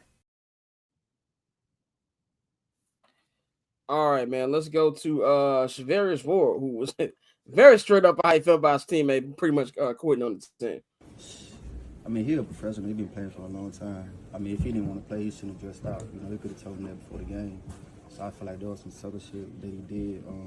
Definitely hurt the team because, you know, D went down, and we needed a linebacker, you know, and I think Flynn was banged up too. So for him to do that, that's some subtle stuff to me, in my opinion. Like, it's probably going to get cut soon, so, you know, it is what it is with that. Very straight up response by his teammate. George Kittle even said last night after the game, "I've never played with a player who did something like that, and I pray to never have to play with a player like that again." Devondre Campbell went on his Instagram, said he can't wait to play for a team that appreciates his play and doesn't I forgot the word used, but doesn't gives him opportunities. Brother, you're not getting that opportunity. And I've never played football, but I know in these locker rooms, this is a brotherhood. And if you pull some selfish stuff like that on one team, what you think other locker rooms are going to do? They're not going to bond with you. They're not going to want you on their team when you just quit on the team, especially with everything going on. You know, so you're never playing again. I believe this is a fatal blow, especially with all the stuff that this Niners team has been going through, playing through injuries. You got players lost a daughter this year. He still went out there and played. And you don't want to play in the middle of the game, you just quit. I think it's a coward move. And just the overall reaction from coaching all the way down to every player on the roster. And this is a screw job right here. Like I don't understand what it was. It wasn't something where you went out there begrudgingly, then later you had a problem with your role on the team. We see that happen all the time. But to go out there and, you know, you go through training camp with these guys. You go through practice with these guys. You're with your teammates more than you're with your family during the season. And to go out there and quit, it's just a coward move to me. And I don't think he understands that you're literally probably never going to play in the NFL again. This is a career-ending move right here, and just pathetic, and just kind of puts like a bow on this, you know, bad season from the 49ers. Joe, what you feel about what happened last night with Devondre Campbell? It's a move that baffles me because he's not a young man. He's 31 fucking years old. What are you doing? You're a 9-year veteran in the National Football League, and because a player who is much better than you came back from an injury, and the head coach put in the player who is much better than you back in their spot because, again, that player is much better than you, you're going to throw a fit? I know some people brought up how LeGarrette Blount walked off on his team before, but they forgot to mention LeGarrette Blount did that while his team was in victory formation. Other person like, rest in peace, Vontae Davis, he just retired. He said, I'm done. It's halftime. I do not want to play anymore. That's completely different. Some people, you know, you're just sitting there, you're like, I can't do it. It's costing me too much. I have to go. You can respect that. But you didn't want to go in because a player who was much better than you got in. What are you doing? You're a 9-year veteran. You're 31. You're probably not going to get to another team after this. And if you do, you're going to be buried on that depth chart. It's not like you're getting paid a lot either. Obviously, you're probably getting a basic $5 million deal 1 year. But, like, what are you doing? I don't understand the mindset behind that. I don't know if it's just ego, it's pride. But this is a team game. Yes, it's a business at the end of the day. But if you understand it's a business at the end of the day, then you should understand the decision that Shanahan made. You're putting a player who that is their rightful position. They are the starter. You came there in support because several people got injured. And because you didn't get that spot, because they came in and took their position back, you're going to be upset and walk off on your team, especially when they asked you to go in. I don't understand that level of crash out. I don't understand it more from a 22-year-old or 23. I'm like, he's a kid. He did something stupid. But I don't understand it from someone who is only a couple years younger than I am. You just ruined yourself because no team wants to deal with that. Your own teammates are calling you a sucker. You did some sucker shit. Exactly. Only saw him until you got healthy. What are you doing? I don't understand that. This is where I think a lot of folks just struggle with that impulse control. But you need to just say, you know what? I don't like it, but let me go in and help my team. Yes, it's going to suck because you were playing there the majority of the season he was injured. But guess what? You'll still have your teammates' respect, and you'll still be able to get another job. But now that's going to follow you for the rest of your life. When you get out of the NFL, I mean, what are you going to do? You host a camp for kids? What are you going to tell them? You're going to tell them, oh, man, you got to work hard, play hard. Somebody say, why'd you quit on your team? Because that's something you learn as a kid. When I'm in high school playing football, it is about the team. It's about how can I help my team? The coach is like, plenty of you all are not going to start, but how can you help us? And we always love when our teammates who came in rotationally helped us. We earned their respect, and respect will stay with you for the rest of your life. And the fact that you ruined this because the player who went in who's better than you, that's stupid to me. Dante, what's your take on this? I think he don't want to play football no more. I think people respond to different things in different ways. I think this was a guy's way of saying, yeah, I'm done. Like you said, because at the end of the day, he is not going to be received well in any locker room after this. And just based off the reaction of all of the players, what other team can bring him in and confidently say, he can provide depth or do anything to help us? Most people are going to be looking at him like, nah, we saw how you act, and this is the last thing we want on our team. So I think this is a dude who, like you said, 9-year veteran. He's probably just done with football, and we have seen plenty of players who, at 31, 32. Walk away. He hasn't made a ton of money, but he's made enough to where if he's managed it right, he'll be okay. So I think it's a situation where bro is just legit like done. He said something. We could say we wouldn't have handled it that way, but I think this is just his way of saying, yeah, I'm good on football. Go ahead, Ben. What's your thought? I mean, I agree with everybody. I think dude just in a moment of not thinking ended his career. I don't know if it was because of jealousy or something else. But the whole thing is to help your team out. And the fact that not only he said, nah, but I'm out too. Nah, I can't see him playing for another team. He really had, like, his agents really got to rehabilitate his image in order. Because see, the thing about it is talent wins out at the end, right?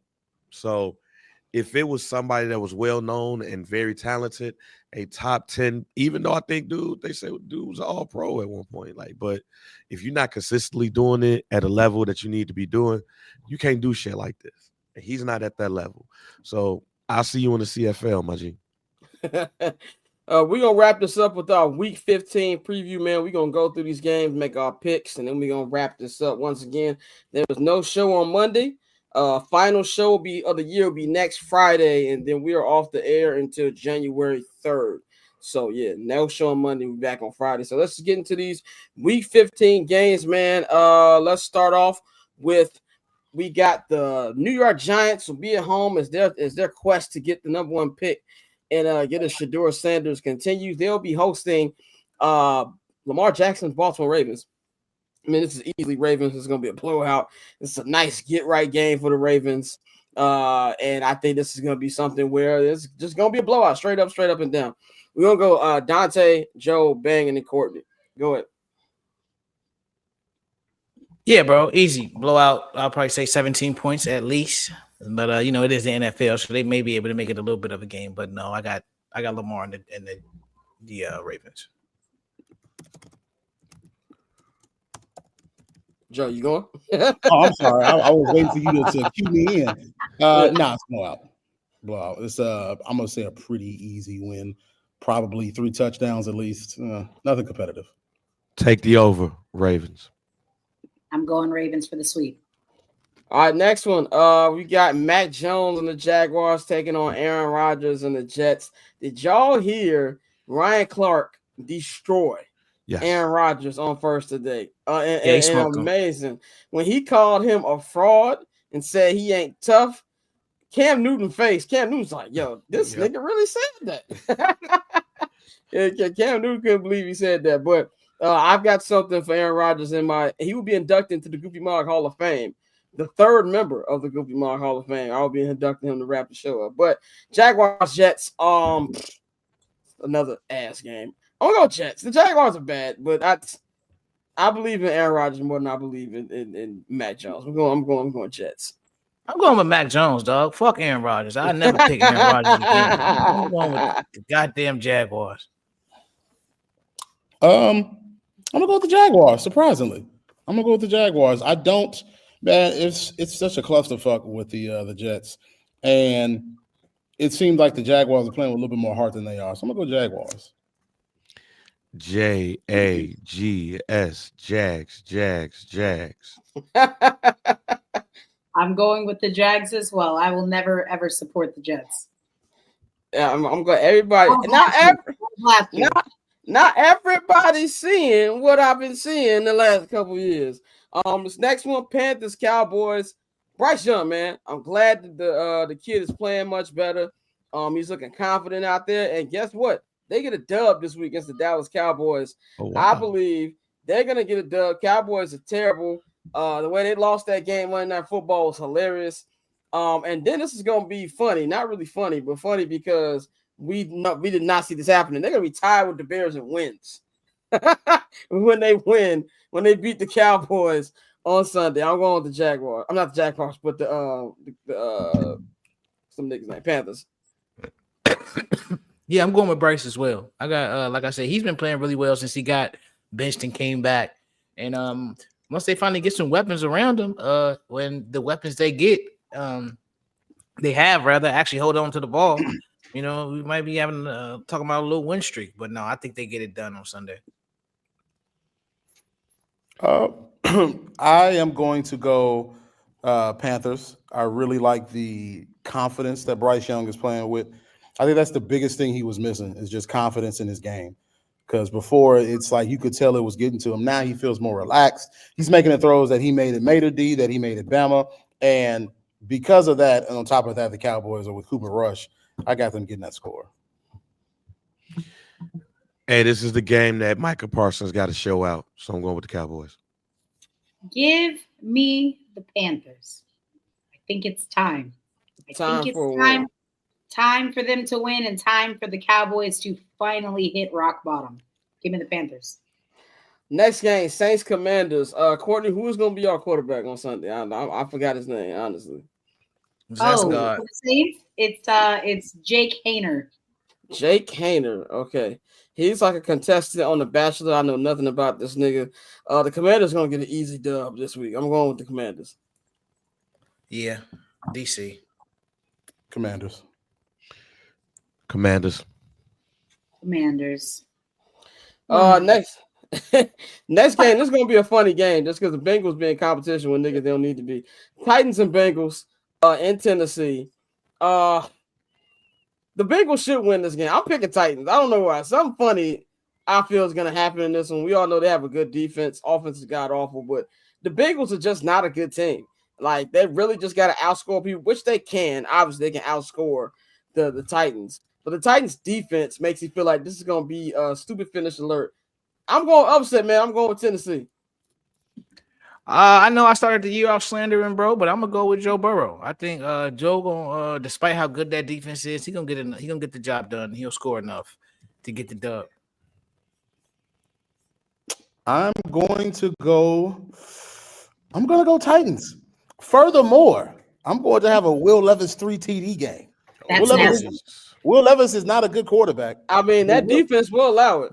Will Levis can do some fluky shit every now and then. I have a feeling it's going to be him and Joe Burrow will both have 3 TDs, but in the end, it's going to be the Titans defense that puts a nail in the coffin.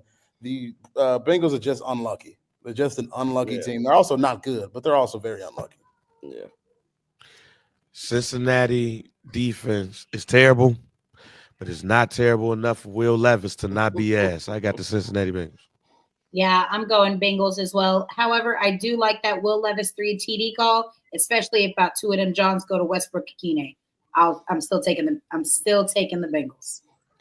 All right, this next one I think is gonna be a good game. Browns Chiefs in the dog pound. I think this is gonna be a game. I feel like the Chiefs, everybody wants them to lose now, obviously.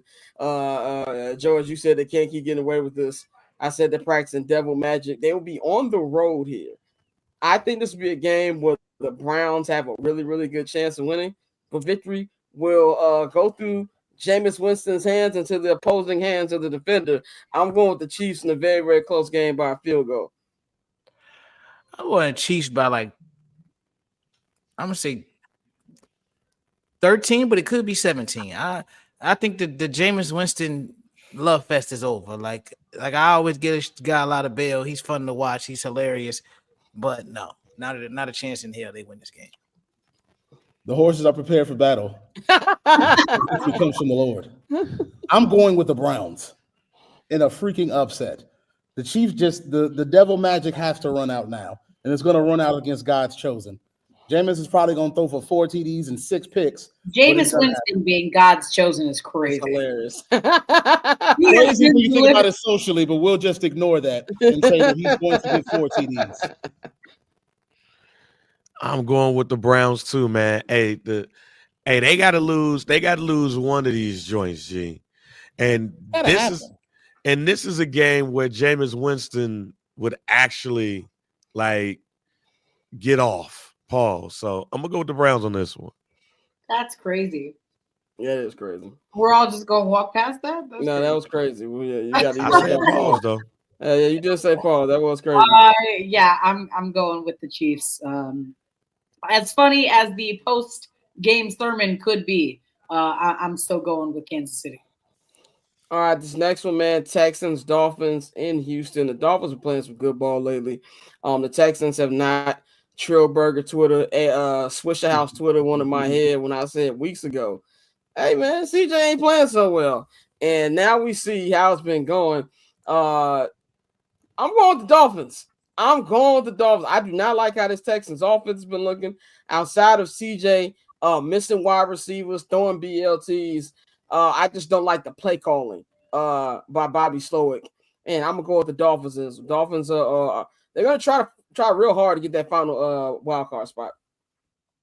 Yeah, I agree. I think the Dolphins stay hot. Dolphins take care of business. I'm gonna take you all. We do some quick research real quick.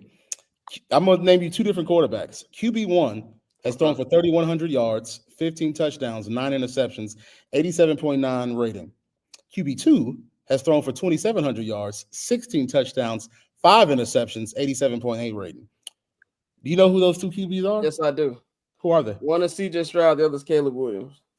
That is a slump, my friends. As much as I love CJ because he's a Buckeye, but I done had issues with CJ since year 1 with the Buckeyes. It's some shit I said. He tweaks sometimes. You used to cut CJ out every week when I used to be so fucking pissed. He didn't earn my respect until his last game against Georgia. And I said, kid's a baller. Before that, he would tweak. He's having a slump. That being said, you know what? No, I'm going to pick the Dolphins. The Dolphins are on a hot streak. CJ has been tweaking. I can't remember the last time CJ Stroud had a game that just was like, man, like he killed that. As a matter of fact, his last game was like 1 touchdown. Last game before that was 2 touchdowns. He has not had a really good game since like October. And even then, he threw for like 150 and 3 touchdowns. Really, none of these games have been great. They've all been okay and okay to ass. But I still think they have enough to win. The issue then becomes in how much of momentum that Miami is riding now will guide them.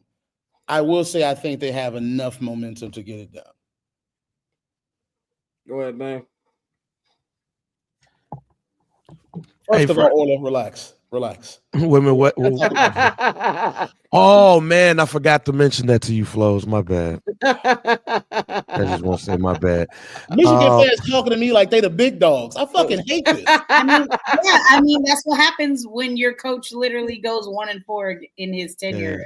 Growing up, we lost like twice and won like 14 games. This is terrible. I'm in hell. I am truly in hell. Yeah, that's crazy. You literally have one job, and that's the that's. I'm sorry, man. That just made me think about the game, man. Dolphins, Texans. I got the Dolphins in this one. The Texans, that defense. I'm not in love with that defense. This is the type of game that 2 of those 4 touchdowns and no interceptions. So Yeah, I'm also going with the Dolphins. It's actually been really nice to see Tua. I guess he got like the good CTE. What the? He got the good The CTE. good CTE. Right now, he's got like 15 touchdowns, 1 interception, 76% completion percentage. The man's been balling out. He really did get the good form of CTE. So I'm going with the Dolphins. Next one, AFC matchup. Got the Denver Broncos, Bo Nix and them taking on Anthony Richardson and Indianapolis Colts. This one will be in Denver. I know Anthony Richardson been quote unquote playing better, but not really. Ass. Surtain and his defense off of He has been playing better. Yeah. Okay, the bars in hell. Like going from shit to like all right is still not really great. Exactly. The only reason I'm gonna shoot him Bill because I watched that fourth quarter where he threw like 4 dimes and they legit dropped them bitches. You. Like I told y'all at the beginning people of in the season, chest, and they were Anthony dropping them Richardson shits. is a good quarterback. No, he's not.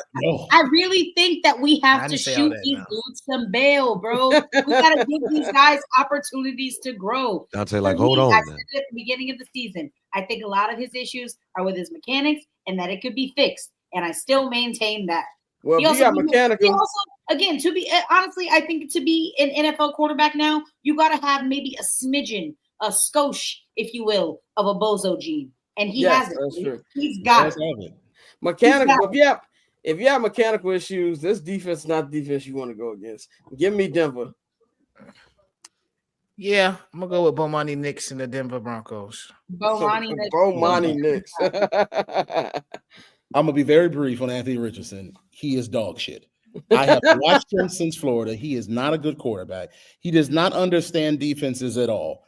His talent through the roof. I just never understood. They saw his pro day and said, "Oh my God, top 10." I said, "Why? What did he do? He was shit." That being said, I do know right now that I feel like part of the Broncos are riding a little bit of a high. And so, though I want to pick Bo Nix, I'm going to pick the Colts. I'm going to pick the Colts. And I think Anthony Richardson won't dominate in the air. He'll probably throw for 180, touchdown, a pick. But he'll probably rush for like 2 touchdowns. That is my thought. I think on the ground, they'll probably do the most of their damage. And then Bo Nix also just is coming behind a stinker. And I'm intrigued to see how he bounced back. After having, I think he went 3 games with like 2 touchdowns, 4 touchdowns, 2 touchdowns, then a big stinker. So I'm intrigued to see how he responds to that. But I'm going to pick the Colts. That's a good point. If the Broncos lose, that 7th seed is up for grabs. And that would be good for the Dolphins if the Dolphins beat the Texans. They'll try to grab that. Go ahead, man. Broncos, real easy. Broncos, man. Bo Nix. Broncos. Anthony Richardson's ass. 2 words. Denver defense. Give me the Broncos. Next one, Cardinals Patriots. This one is in Arizona. The NFC West has become like a triple threat match right now. I think the Cardinals do keep pace. I like Drake May, but the rest of that team stinks. And not that the Cardinals are great either. The Cardinals Dr. Jekyll and Mr. Hyde every week, but I think you get good Cardinals this week because that Patriots defense is god awful. Give me the Cardinals. Yeah, I gotta go with another one of my fellow short kings, Kyler Murray. I'm gonna go with Arizona. I'm going to go with the Patriots. Kyler Murray, I think, is starting to go on a streak of just trash. I think he started off the year very, very strong. And then I want to say the last 4 weeks have just been maybe last 3 weeks have been very underwhelming. And I think that streak is going to continue. I think Drake May is going to probably throw 2 touchdowns and probably 2 picks to go with it. He got a little bozo gene in him too. But I think he'll do enough for them to win. Hey, whoa. No, Murder Marv ain't mid. The nigga throwing to him. We're doing no Buckeye slander. Yeah, the nigga throwing to him is mid. Yeah. The nigga throwing to him ain't getting him the ball, brother. He's not mid. He's incredible. He can go against anybody. He ain't getting it how he should. Nah, man, the Mayo going bad. I got the Cardinals. Yeah, I'm going with the Cardinals. All right, let's go to the game of the weekend at Ford Field in Detroit. The Detroit Lions taking on probably MVP Joshua Allen and the Buffalo Bills. This is going to be a game. Like I said, at the beginning of the year, I said the Super Bowl was going to be Detroit and Kansas City. I said at the beginning of the year, I said it was going to be the Lions and the Chiefs. I think the Lions catch an L on Sunday. I'm going with the Bills. with an upset on the road in Detroit. Give me the Bills. No, I'm going with the Detroit Lions, bro. I'm sticking by them. I picked them to win the Super Bowl, so I think I'm gonna stick with that. I got them taking care of business at home, bro. Yeah, I'm gonna go with the Lions. I have them taking care of business at home. Josh Allen can't fool. He can't fool me. I know who he is. What you mean he can't fool you? Huh? He ain't even done no Bozo stuff this year. He can't. That's the problem. That's That the is the problem. problem. The problem is he hasn't done it, which means that he got in that there. chip in the Talking to back him of like his the Green head. Goblin mask. That bozo chip is just blinking, and he's like, "I'm ready to do it. I'm finna tweak," and he gonna throw like 2 picks. On top of that, I don't think he's the MVP, but whatever. I am going to say Lions are going to win. Probably a very close if I game. had a vote, I'd give it to Saquon, but it's a quarterback award. Are we missing what Lamar's doing? He won 2 in a row. You got to give bias because he won 2 in a row. That's Voter true. fatigue. Voter He fatigue. has like 3,200 yards passing, 30 touchdowns, 3 picks. And It's they're nuts. the 6th seed. But go ahead, man. We got 2 coaches that are tweaks. So I look at the quarterback position. Both quarterbacks can be tweaks. I look at the running game and the offensive line and the defense. Nobody gives a fuck about Detroit but the Detroit Lions. And J.R. Bank, I'm gonna go with the Detroit Lions. Oh man, okay. Oh man. This is a coin toss for me. I'm still not sold on either team's defense. I know that sounds crazy. That's not crazy. There's still some question marks for both teams. I feel like I might change my mind come Sunday, but off gut reaction, I'm going with the Bills. Thank you. All right, somebody's on my side. Next game is gonna be pretty competitive too. Chargers, Buccaneers in Los Angeles. Jay Herbo going up against Baker Mayfield, the Bake Show. They're number 1 in the NFC South now because the Atlanta Falcons quit like 7 weeks ago. This gonna be a good game. I'm gonna go Buccaneers. I like the Bucs defense a little bit more than I like the Chargers defense. Y'all know I love Jay Herbo, but I'm gonna go Bucs. Bucs been on the roll, man. I'm gonna go Bucs. This is a good one. Bucs traveling west. Are you selling any tickets for this game, Dante? Chargers season tickets? I sell tickets for every home game, but I Okay, will say good. this: I'm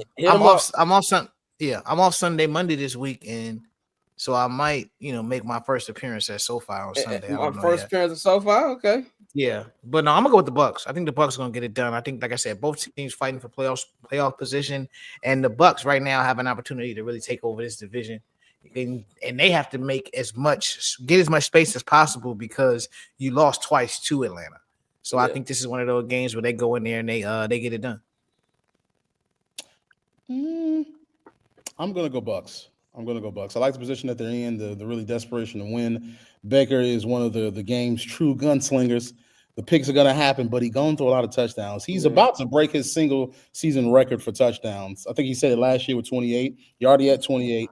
I'm feeling the game that he's playing right now. He plays reckless and he plays like he wants to win. I think that alone is probably going to fuel them.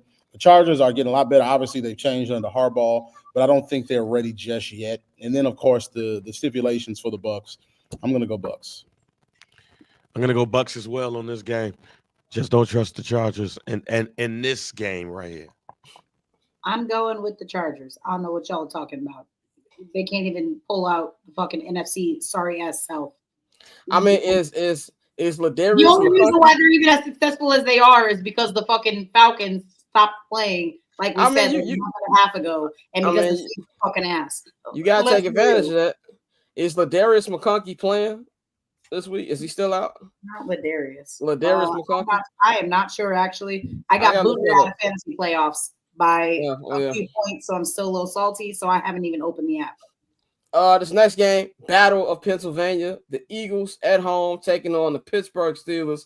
Steelers are killing. They got a chance to be the 2nd seed this week if they can win and the Bills lose. But we know Jalen Hurts and A.J. Brown might be a little squabbles going on in the locker room. Brandon Graham came out last Monday. We talked about him on the show on Monday, saying them 2 niggas don't get along. A.J. Brown played the media game and said, no, it's all good. But you can tell that he got told by PR to say that. I look at it like this. We all know the wide receivers are divas. They're 11-2. He's complaining about catches. We all know Jalen Hurts is not the best passer either.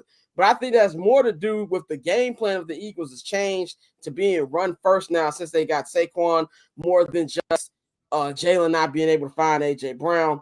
I do think they lose on Sunday. I think the Steelers are going to take advantage of whatever turmoil they have. And I just love how the Steelers are playing right now. I love how Russell Wilson's playing right now. If they can find a way to slow down that run defensively and make Jalen Hurts pass, it's going to be a good game for them. And watching Hard Knocks, I would sell my future kids for Mike Tomlin. He's an amazing coach. Like, I'd be hyped watching Hard Knocks. So I'm going Steelers. Steelers going to win this on the road. Yeah, I agree. I mean, I wasn't really concerned with whatever they got going on. For the past few years, we've seen the Eagles win despite all of the turmoil behind closed doors. Unfortunately, this Sunday, this won't be one of those times. I'm going to go with Russell Wilson and the Steelers. You make a good point about Jalen Hurts. I don't think Jalen Hurts having a bad season. I actually want to say his accuracy has probably been his best. He don't throw a lot. That's why. Yeah, but that happens when you have to. You got fucking Saquon. Exactly. There's no reason to pass as much when you have such a great running game. He's just not asked to do as much. And I hate wide receivers for exactly what A.J. Brown did.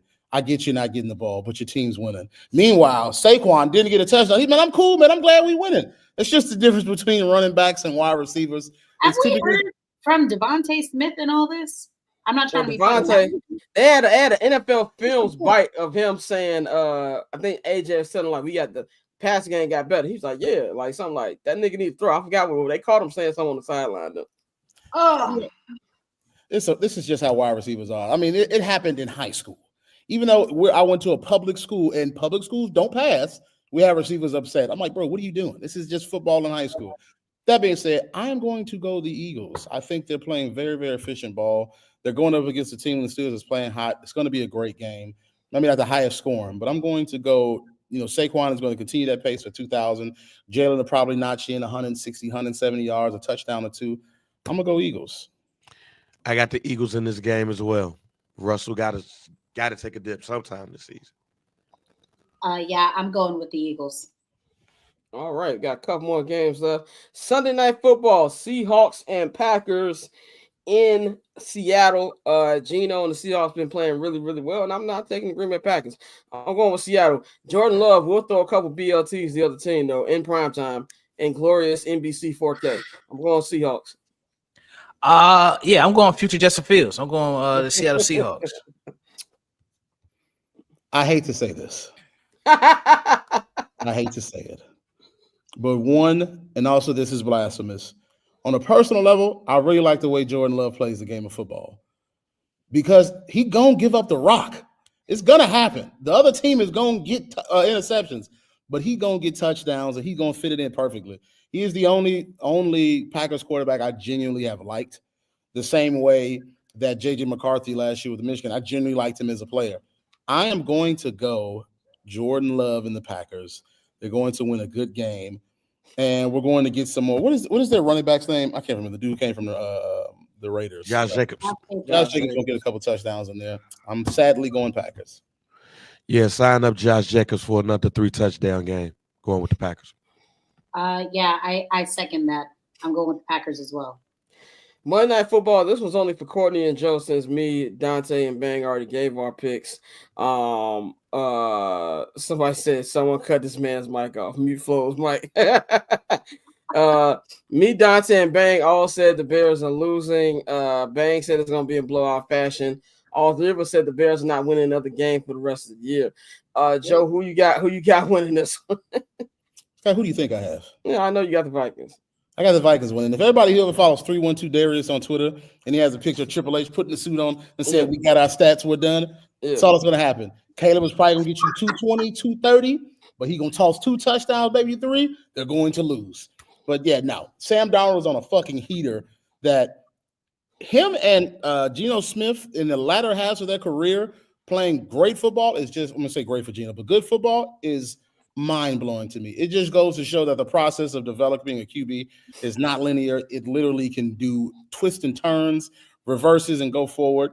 But I think right now, with Sam Darnold's confidence as high as he is, Jordan Addison and JJ and Jettas are playing well. They're going to smoke the Bears because the Bears don't know what the fuck football is.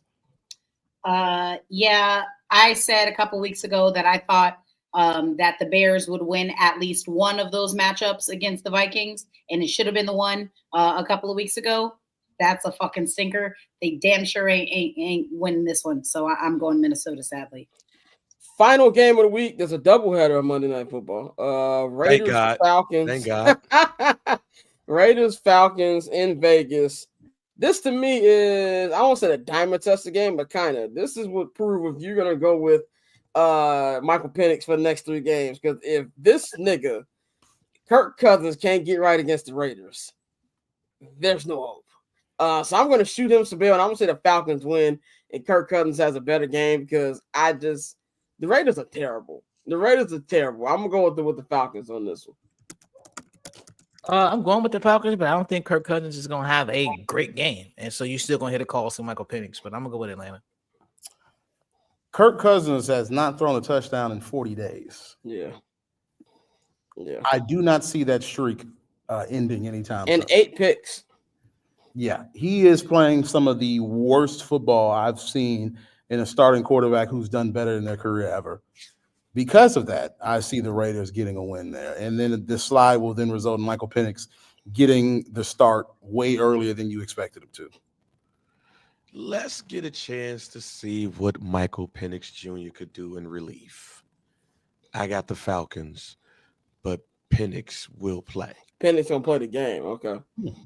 Yeah, I got the Falcons, but only because the Raiders are so fucking bad. All right, that wraps up our Week 15 preview. That wraps up the show. I'm gonna wrap this up. Goofy Monk Hall of Fame induction. Nikhil, hit the music. We have 2 inductees.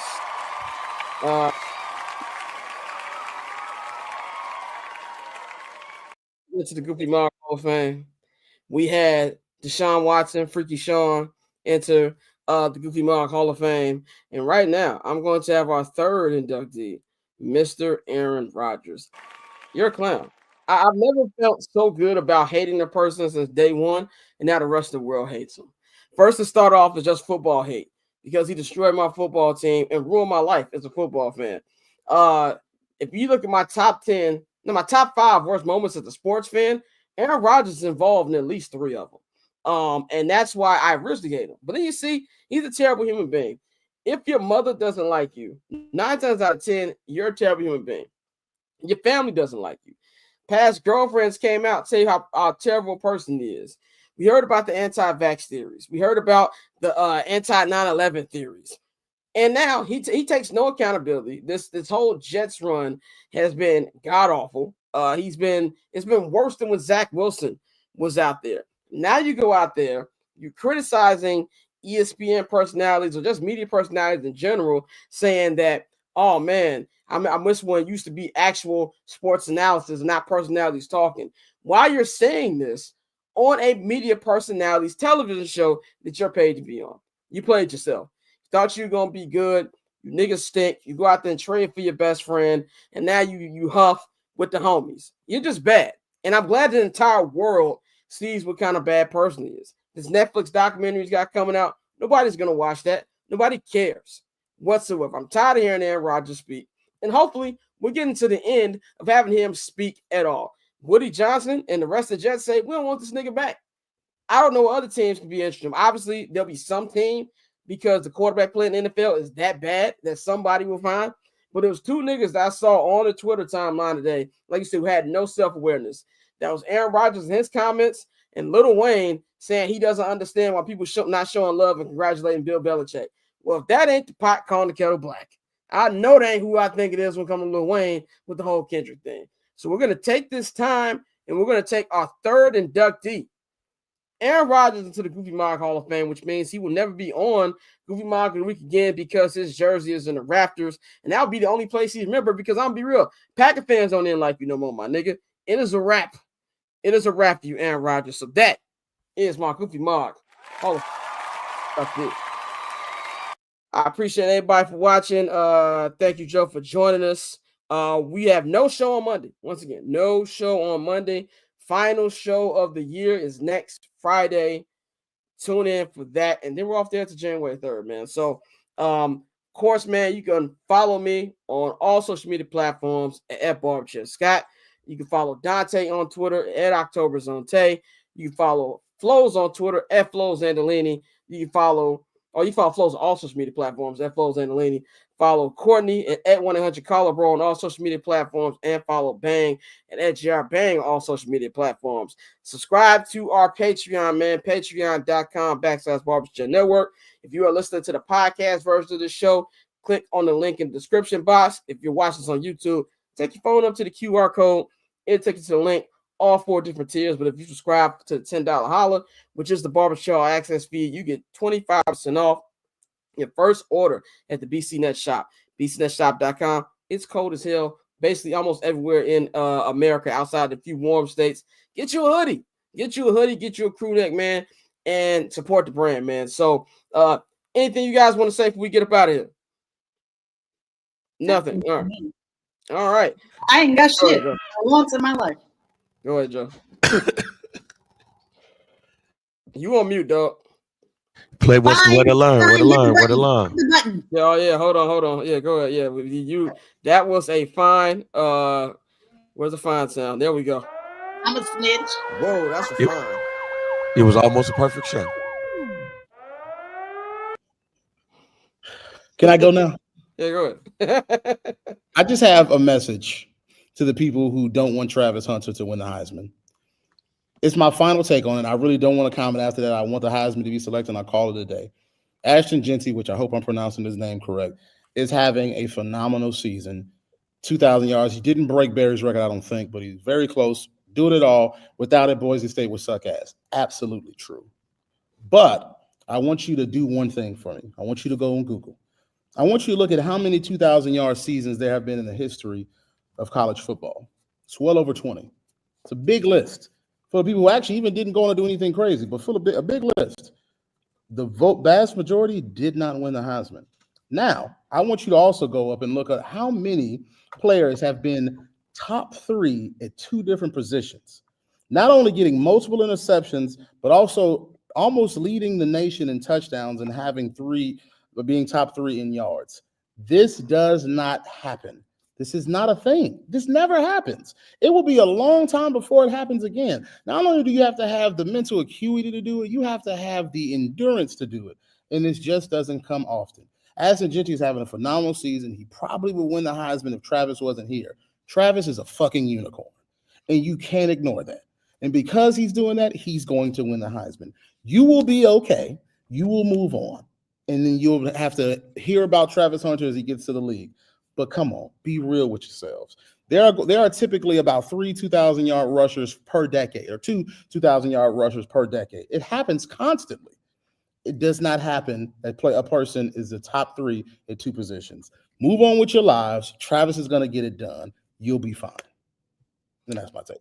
Shout out to Trav. It's gonna be good to see him win that tomorrow night, man. So that's all we got for y'all. Y'all enjoy y'all sports weekend, and we'll holler at y'all next Friday for the final show of 2024. We about it.